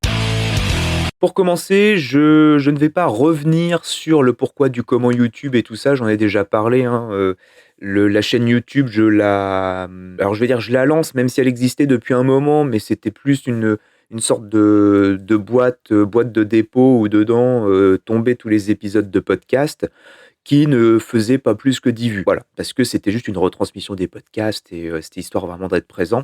Et donc, ces 3 petites vidéos, concernant les MASH ont vraiment lancé le truc. C'est là où on m'a fait comprendre que, les gens s'y intéressent. Enfin, vous m'avez fait comprendre, de par vos abonnements, commentaires et vues et tout ça, que, ça vous intéressait. Et en plus, vous en avez redemandé. Donc maintenant, je vais vous parler de, OK, à partir de ce moment-là, qu'est-ce qu'on met en place, pour satisfaire votre demande? Voilà. Est-ce qu'on peut trouver un point de rencontre entre ce que je peux vous proposer et ce que vous attendez de moi? Est-ce que là, on peut trouver quelque chose? Donc c'est ça dont je vais vous parler tout de suite et je vais vous parler justement, argent, alors pas de rémunération parce que, spoiler, il y en a aucune et il n'y en aura pas, en fait. Donc, par contre, je vais vous parler financement parce que tout ça, évidemment, ça coûte de l'argent. Donc, je vais vous expliquer un peu, quelle stratégie, l'équipe de Zeros Dev et moi, on a décidé de mettre en place pour justement vous faire du contenu sur, YouTube et éviter de se répéter par rapport, aux autres plateformes que l'on a. Quand je parle des autres plateformes, c'est que je ne veux pas faire doublon avec, le podcast, puisqu'actuellement il y a juste le podcast et ces petites vidéos sur YouTube. Le podcast va continuer, il va continuer à être relayé sur YouTube et en même temps dans notre stratégie, on a aussi inclus, on va dire le relaiement, je sais même pas si ça existe ce mot, mais on a inclus en fait, la retransmission du podcast sur YouTube. Ça fait très longtemps qu'on le fait, quasiment depuis le début pour être présent, mais on n'a jamais mis ça en avant et là, on a décidé de commencer à le mettre en avant. On le mettait plus ou moins en avant avec, les shorts et les réels, mais à part faire des vues sur les shorts et les réels, ça transformait pas sur une vue, de la ou une écoute du podcast. Et là, le fait d'avoir plus d'abonnés, un petit peu plus de visibilité, être un peu plus recommandé et tout ça, sachant que la dernière version de l'algorithme YouTube favorise les micro-chaînes comme moi, ça se voit dans les vues des podcasts, en fait. Alors moi, j'appelle ça plus des écoutes parce qu'il y a rien à voir et sur des épisodes précédents, on était à 3, 4, 2, 10 maximum. Là, on est à 20, donc on a multiplié par 3, 4, voire 10. Et ça peut paraître toujours des chiffres ridicules, mais quand on regarde les ratios de là où on part, là où on est, on voit que, la courbe, pointe vers le haut et ça, c'est cool. Donc c'est pour ça qu'on ne veut pas se concurrencer, on veut juste être complémentaires, puis dire aux gens: «Bah, écoutez, voilà, il y a aussi un épisode de podcast, si ça vous dit, soit vous pouvez l'écouter sur votre télé», parce que dans les stats, on voit que la télé et le mobile sont au top, à 22-25 chacun. Après, c'est ordinateur, machin, tout ça, c'est pour ça qu'on s'est dit: «Bon, en fait, c'est juste vraiment histoire d'aller chercher un peu des cibles partout, puis juste montrer qu'on est présent». C'est vraiment faire acte de présence et cette chaîne YouTube qu'on a, dès le début, c'était vraiment ça, faire acte de présence. Dire: «Il y a un truc sur YouTube, voilà, on l'a et puis, après on verra» et il y a pas de mystère, à partir du moment où on s'en occupe pas, ça bouge pas. On est resté à 20 abonnés pendant quasiment 3 ans et à partir du moment où on poste un contenu qui intéresse, poum, ça part. Alors je vais pas dire que ça explose, enfin pour moi, j'ai eu l'impression d'une explosion, hein. Vous me pardonnerez, mais passer de 25 à 100 abonnés, pour moi, c'est une explosion. Mais par contre, en termes de vues, la vidéo de la GT, par exemple, là, c'est une explosion. C'est clair, on est à, je sais même plus, alors attendez. Alors, pour vous, il y a eu juste un cut, mais sachez qu'il s'est passé quasiment 10 minutes pour aller rechercher la stat. La vidéo de la match GT, actuellement, on est à 17 000 vues, 371 likes, ce qui est faramineux. Ça, je vais vous en parler un peu vite fait dans les stats après, le pourquoi du comment, mais sinon, les 2 autres vidéos de match, on est à 1400, 1500 vues et par contre, ce qui marche très bien, c'est les réels, enfin les shorts réels sur YouTube, là, les YouTube Shorts, je crois, où avant on était à, quelques centaines de vues. Là, on est en moyenne à chaque fois à 1 500, 2 000, voilà et donc ça m'amène à vous parler de la stratégie qu'on a décidé de mettre en place pour, tout simplement pour lancer cette chaîne YouTube. Cette stratégie, elle est simple, c'est maintenant de vous proposer des vidéos qui sont des vraies vidéos, pas, des trucs un peu random ou quoi, voilà, faire une vraie vidéo construite avec une petite histoire, même si c'est un essai. C'est aussi pour ça qu'on a appelé ça les essais pourris, parce que de une, on veut pas se prendre en sérieux, mais de deux, on a envie que l'information qui soit donnée, soit pas de la merde. Voilà. Donc on a envie quand même de donner de la vraie information, mais dans un cadre vraiment où voilà, c'est la moto, c'est que de la moto. Nous, on n'est pas là pour faire un concours de taille de bite ou je ne sais quoi. Donc voilà. Puis le fait de dire c'est des essais pourris, ça prend tout de suite le contre-pied des gens qui veulent nous dire vous n'y connaissez rien. Comme ça, nous d'office, on dit bah oui les gars, évidemment qu'on n'y connaît rien, c'est marqué dans le titre. Donc, ça permet de couper court à toute conversation. Pareil pour les histoires de commentaires et tout ça. La tagline sur notre chaîne, c'est abonne-toi et lâche ton pire commentaire. Donc, comme ça, ceux qui foutent des commentaires à la con, qui ne sont pas censurés automatiquement, voilà, on dira bah ouais les gars, vous nous traitez d'imbéciles. Bah oui, c'est marqué là-haut dans la tagline. Donc, merci de jouer le jeu, c'est sympa. Et la stratégie, donc, c'est ça. La stratégie, c'est de vous embarquer avec, j'allais dire avec nous, parce que c'est la petite boîte de prod qui est derrière, mais je vous rassure, on n'est que 3, hein, ce qui est déjà beaucoup. Pour voir quand on voit ce qu'on sort, 3, c'est trop.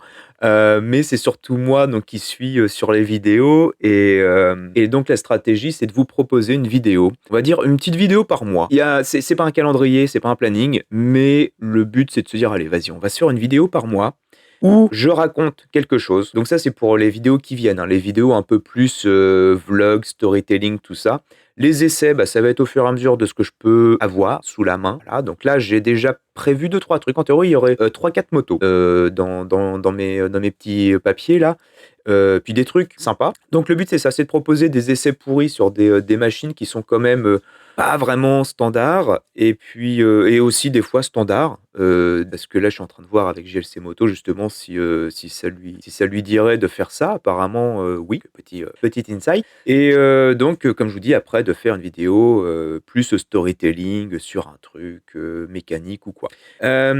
Ensuite, autour de cette vidéo, il va y avoir donc des vidéos postées et en fait, autour de ces vidéos, il y a les shorts. Les shorts qui sont extraites de ces vidéos. Donc ça, c'est toujours dans la partie stratégie et ça, j'ai remarqué que, ça contribuait beaucoup à, rendre visible la vidéo. Vous postez un short en teaser, ensuite vous postez la vidéo et ensuite vous faites, des shorts extraits de la vidéo et c'est marqué, hein, short, extrait de la vidéo, remix de la vidéo, machin. Ce qui fait que YouTube met plus en avant votre vidéo dans les recommandations et tout ça. Bien évidemment, si vous faites partie des sujets, à la mode, ça marche très fort. C'est ce qui s'est passé avec Mash. Mash, je pense que les vidéos ont été postées au bon moment, notamment la GT et bah, on le voit en fait dans les vidéos ont été vues parce que beaucoup de gens ont recherché Mash GT 750 et par exemple, la Rieru, l'aventure A500 que j'ai postée il y a pas longtemps, elle a fait que 200 vues et c'est normal parce que cette moto-là est sortie depuis quasiment 2 ans. Donc plus personne ne s'y intéresse. Déjà à l'époque, c'était très confidentiel, mais aujourd'hui, c'est encore pire. Et ça, je le savais. Donc c'était, d'abord pour moi un exercice parce que c'est nouveau. C'est nouveau pour, mettre en place ces stratégies, c'est nouveau pour le montage, c'est la partie visuelle est entièrement nouvelle pour moi et pour nous. Donc on ne cherchait pas des vues, on cherchait plus la technique derrière. On cherchait vraiment, quel schéma on va mettre en place et est-ce que le schéma qu'on a trouvé, de dire: «On met un teaser, on met une vidéo, on met les shorts de la vidéo, machin, tout ça fonctionne?» et la réponse est oui et on s'aperçoit que en effet, ça a amené quand même des abonnés, ça a amené des vues, les shorts ont très bien fonctionné. À chaque fois qu'on mettait des shorts, on était entre 1 500 et 2 000 vues, donc ça fonctionne. Ça validait, notre stratégie de publication.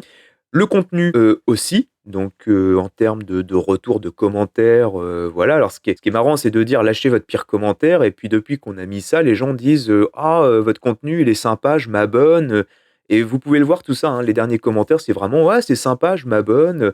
Bah, merci, c'est super, c'est super cool. Voilà, c'est vraiment chouette. Donc, voilà la stratégie qu'on a décidé de mettre en place pour, en tout cas, lancer cette chaîne YouTube et jusqu'à présent, ça a l'air de vous plaire. La prochaine vidéo qui va sortir, qui s'appelle «La mécanique», à chaque fois, c'est des noms comme ça, très random, hein, qui s'appelle «La mécanique» est différent de ce que vous avez déjà vu, enfin, concernant les essais pourris. Là, on est, vraiment sur la partie qui, moi, personnellement, m'intéresse un petit peu plus parce que là, c'est du storytelling, c'est, un petit peu de mécanique, un petit peu d'engineering, on parle moto, on parle aviation, on parle de tout un tas de choses autour justement, de plusieurs trucs, de plusieurs tâches. Donc, vous verrez. Enfin voilà, je vais pas vous spoiler le contenu, mais, vous allez voir et moi ce que j'aime beaucoup avec ça, c'est qu'en plus ça me permet, de mettre en place, l'identité visuelle, de la chaîne, des vidéos et en plus ça me permet moi de me familiariser, beaucoup mieux, beaucoup plus avec ce logiciel de montage. Donc moi j'utilise DaVinci, Resolve et qui est vraiment très bien. Vraiment, j'avais fait un petit moment, du Premiere Pro et je comprenais absolument rien, c'était catastrophique. Mais, DaVinci Resolve, pour moi, c'est vraiment été, une révélation, sachant que je l'ai toujours dit que je n'aime pas du tout la vidéo. Enfin, j'adore consommer de la vidéo, je trouve ça, génial, j'adore les films et tout, la photographie des vidéos.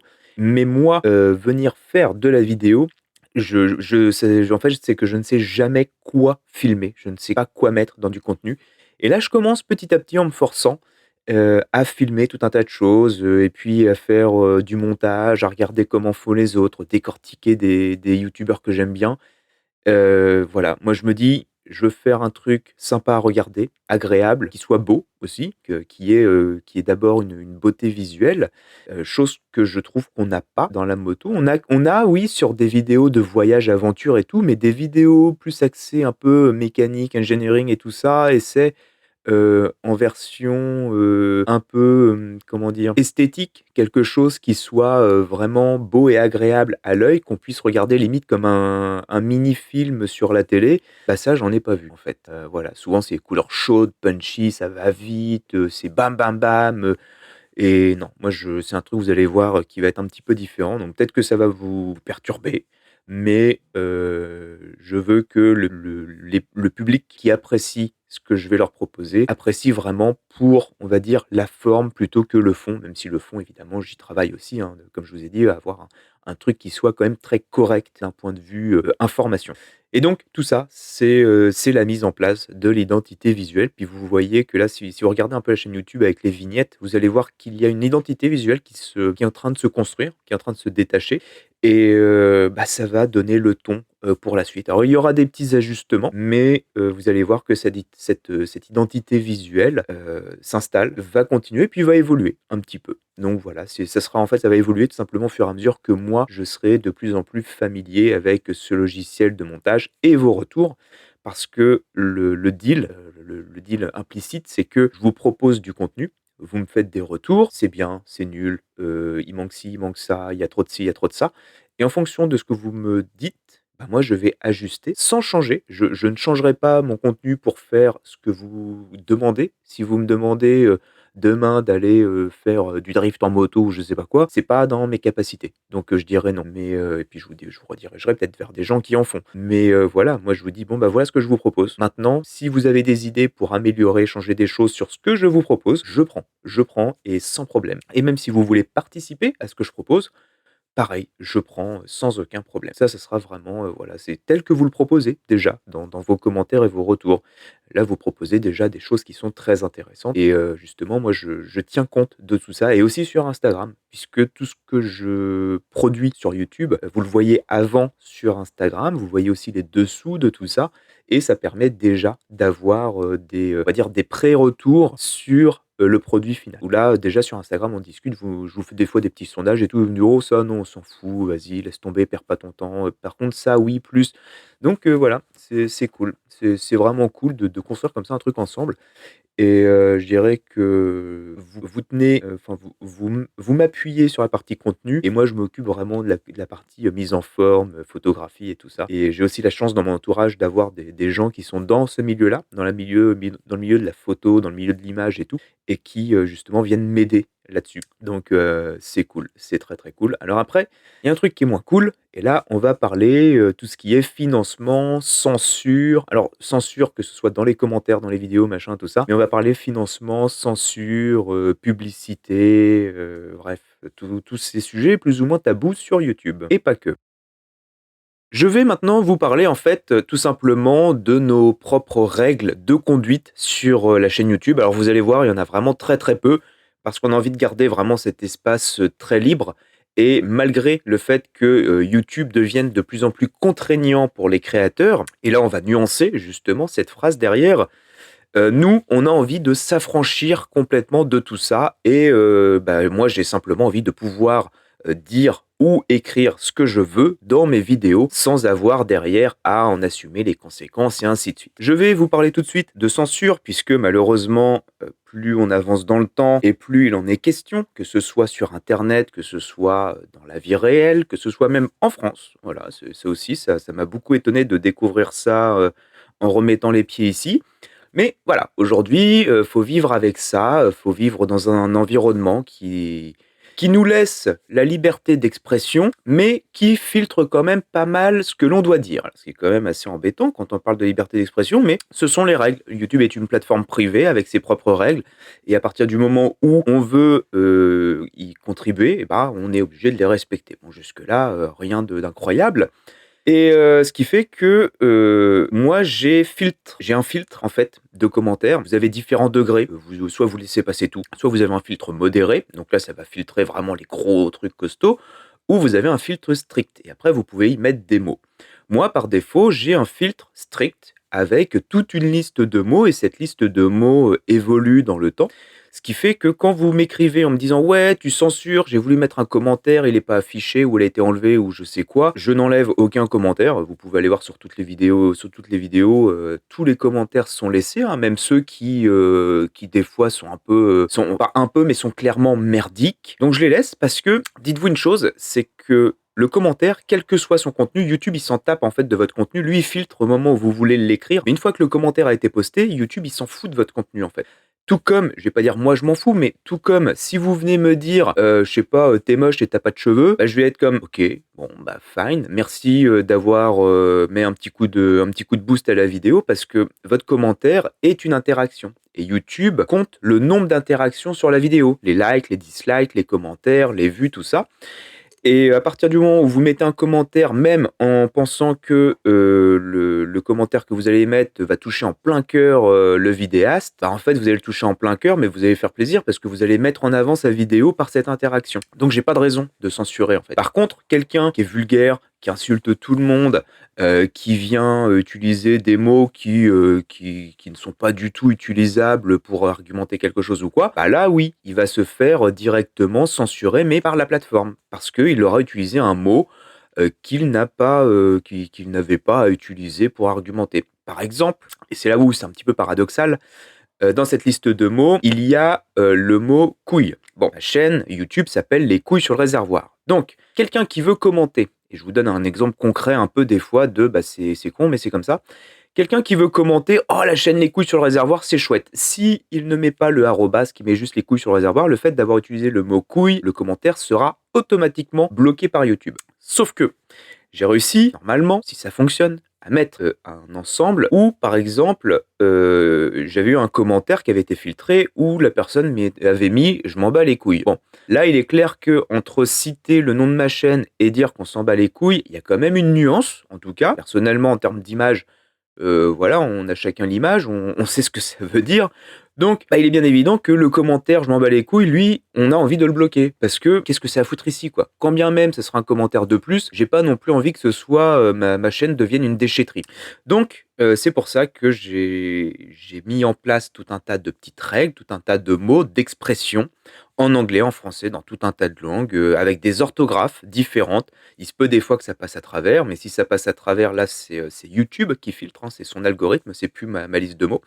Donc c'est pour ça, il y a des fois, peut-être que le commentaire que vous avez voulu écrire n'était pas forcément méchant, vulgaire ou quoi, mais peut-être que les mots vous avez utilisé un mot ou une expression qui a été bloquée. Voilà, donc c'est pour ça.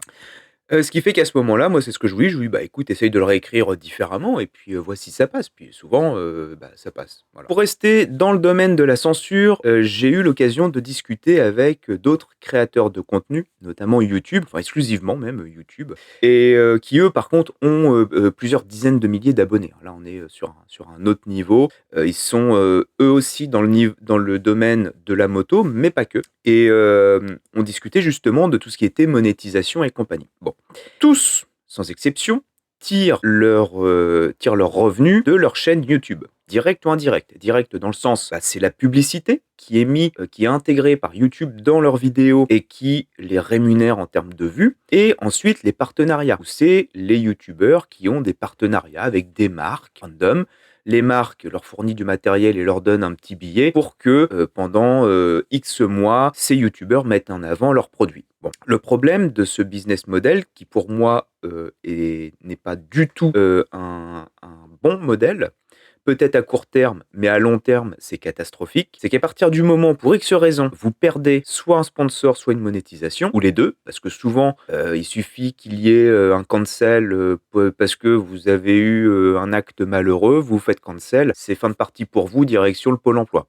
YouTube, pour X raisons, son algorithme change. Vous avez laissé échapper un gros mot dans votre vidéo. Si vous avez des revenus de même 500, 1000 euros par mois et que c'est une vidéo par mois que vous faites et que cette vidéo saute, bah, vous vous asseyez sur votre revenu. Donc c'est pas stable. Enfin, dans le sens, c'est pas stable, c'est suicidaire en fait. C'est complètement stupide. Et après, ce qui va se passer, c'est que, et on le voit régulièrement, hein, des vidéos de youtubeurs qui font les pleureuses en disant ouin ouin, j'ai oublié de flouter ma bouteille de bière et puis la monétisation elle a sauté, blablabla. Bah ouais, mais les gars, on est en 2025, hein, la censure elle est partout autour de vous. Donc on vous met bien en avant les textes en vous disant liberté d'expression, sauf que liberté d'expression derrière, elle est quand même relativement correctement filtrée. Donc voilà, YouTube, ça reste une plateforme privée avec ses conditions générales d'utilisation et à partir du moment où YouTube, à force de se faire taper sur la gueule pour tout et n'importe quoi, bah, ils durcissent évidemment leurs règles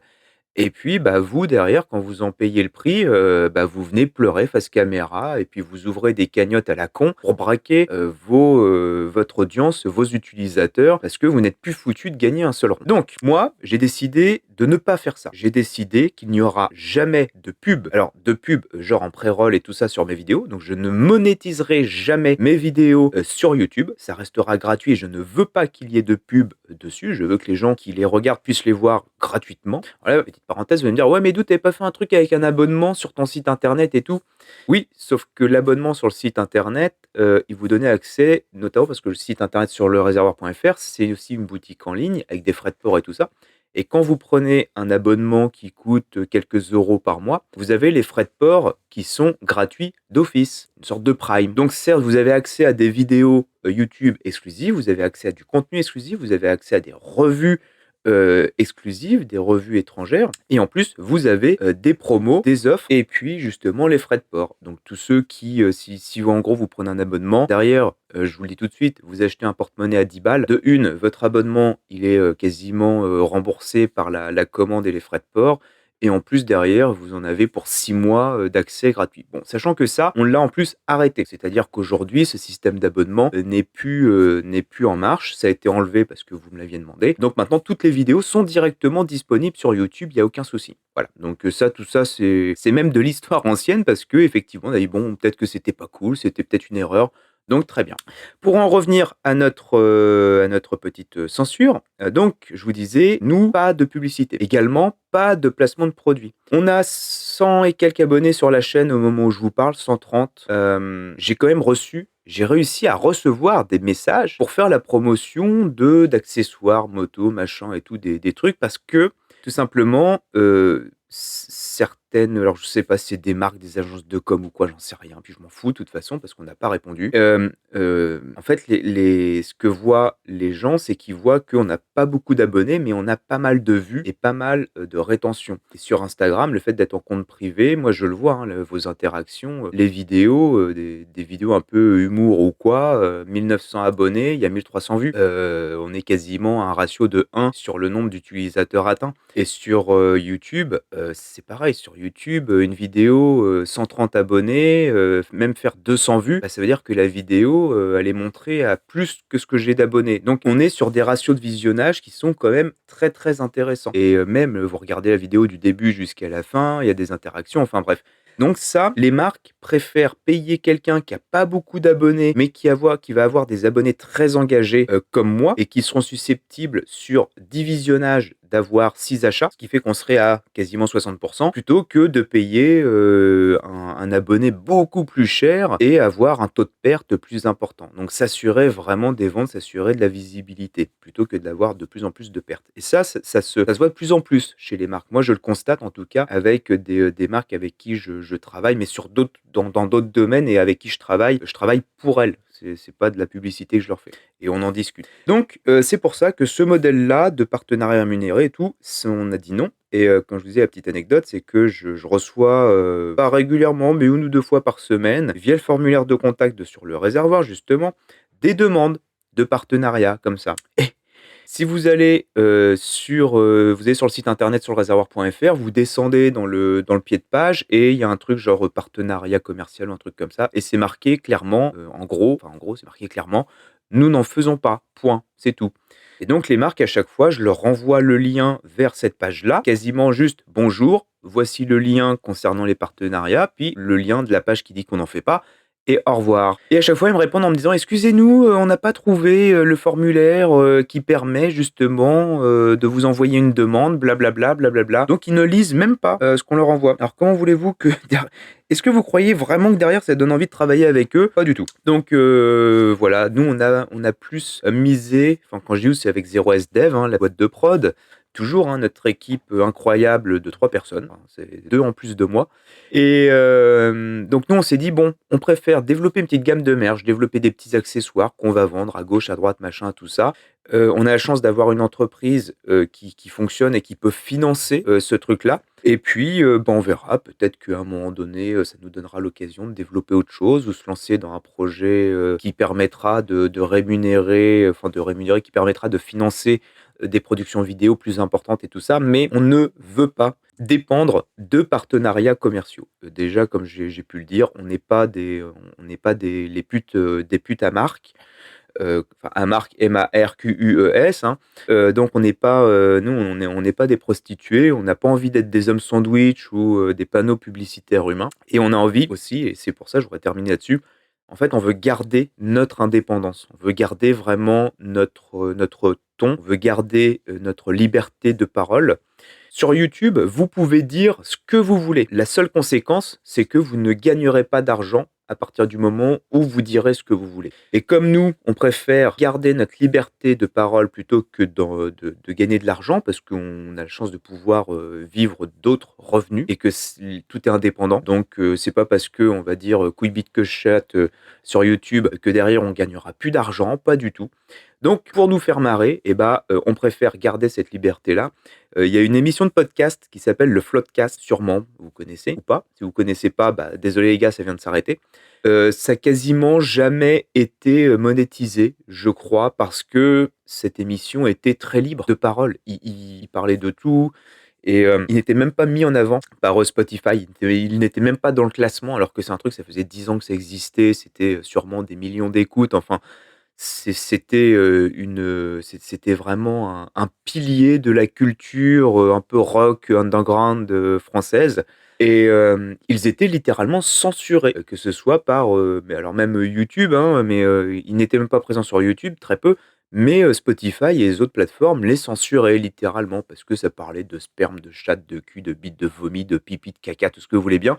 Mais honnêtement, c'est le genre d'émission qui fait tellement du bien à écouter qu'on s'en fout en fait et même à produire et c'est pour ça, moi, j'ai envie de continuer à raconter tout un tas de choses, à insulter les gens si j'ai envie de les insulter parce que, pour moi, leur comportement est complètement, mérite juste d'être insulté et rien que pour ça, le fait de se dire: «Bah, certes, je gagnerai jamais d'argent avec ça, mais par contre, je pourrais toujours dire ce que je pense à travers ce micro et ces vidéos». Donc voilà, toutes ces raisons qui font que, vous n'aurez jamais à subir la pub et tout et même sur Spotify, si, j'ai cru en comprendre que Spotify, des fois même, met de la pub sans qu'on leur demande. Si un jour, vous entendez de la pub dans mes podcasts en pré-roll, donc avant, l'émission, surtout dites-le moi que je règle ça, quitte à changer de plateforme et puis, voilà, ce sera pas une grosse perte pour Spotify, mais on tient à ce que cette émission reste vierge, voilà et que les vidéos également et que tout le monde puisse s'exprimer et dire, tout ce qu'il veut, surtout, le meilleur et le pire. Bon, je pense que j'ai terminé, on a parlé de pub, de financement, de la censure, les commentaires, les retours et tout ça, je regarde ma petite liste et bah oui, eh bien sachez que, moi, mon enregistrement indique quasiment 2 heures. Je pense qu'une fois monté, tout ça, on va être à sûrement 1h30. Si vous êtes arrivé jusqu'ici, eh bien écoutez, merci. Ça veut dire que vous faites partie vraiment des meilleurs et écoutez, j'espère au moins que si vous m'avez découvert sur YouTube et que vous êtes passé sur cette émission jusqu'à sa fin, peut-être ça vous aura éclairé, peut-être que non. Mais en tout cas, sachez qu'on se retrouve, bientôt pour, des nouveaux épisodes là qui vont arriver. Je me suis fait une petite liste, j'ai commencé à enregistrer des petits trucs et en parlant de censure et de liberté de parole et de ton, là, on va être en plein dedans. On va être en plein dedans parce que, niveau insulte, je pense qu'on va être pas mal, sachant qu'on risque sûrement de parler de banque, d'assurance, de tous ces trucs qui font pousser des boutons quand on vient juste citer leur nom. Donc, voilà, on va parler un petit peu de tout ça, les petits sujets de cet hiver. Et puis, écoutez, comme je vous dis, n'hésitez pas à aller voir d'abord sur leréservoir.fr. En ce moment, ça bouge pas trop parce que je suis beaucoup dans la production, vidéo, tout ça. Ensuite, vous pouvez aller voir Instagram, TikTok, je vous le déconseille, ça reste de la merde, hein, pour moi, c'est vrai et puis, leur application, alors ça, faudra qu'on en parle un jour. Leur application qui est catastrophique. Je sais pas comment les jeunes peuvent utiliser ça, c'est bref, je vais pas critiquer les jeunes parce que malheureusement, c'est eux qui vont sûrement payer mon minimum vieillesse plus tard. Mais, je comprends pas. Je comprends pas comment, ça lag, ça rame, ça bug, c'est vraiment de la saloperie finie. Alors là, vous pouvez critiquer les trucs chinois. Là, tous les gros fachos qui aiment bien critiquer la Chine, là, vous pouvez y aller. Pour une fois, je vous autorise parce que cette application, franchement, elle me sort par le cul. Bref, donc, n'hésitez pas, Instagram sur le réservoir, le site internet sur leréservoir.fr, la chaîne YouTube maintenant, les couilles sur le réservoir, là c'est le nom tout entier, ça aussi vous avez eu j'ai eu beaucoup de commentaires qui m'ont dit ouais, YouTube ils ont validé ça. Alors je sais que il y en a quelques-uns qui ont signalé la chaîne en pensant que ça allait passer. Bah désolé les gars, c'est non. Voilà, c'est non parce qu'il y a aucune monétisation, il y a rien, donc YouTube il s'en fout. Voilà. À partir du moment où je viens pas balancer des choses qui seraient complètement illégales avec la loi française, bah vous pouvez toujours signaler, ça sera des coups d'épée dans l'eau. Mais en tout cas, je deviendrai votre centre d'intérêt et ça n'a pas de prix de savoir que même pendant la nuit, vous pensez à moi. Je vous fais des bisous et comme disait Valérie, au revoir.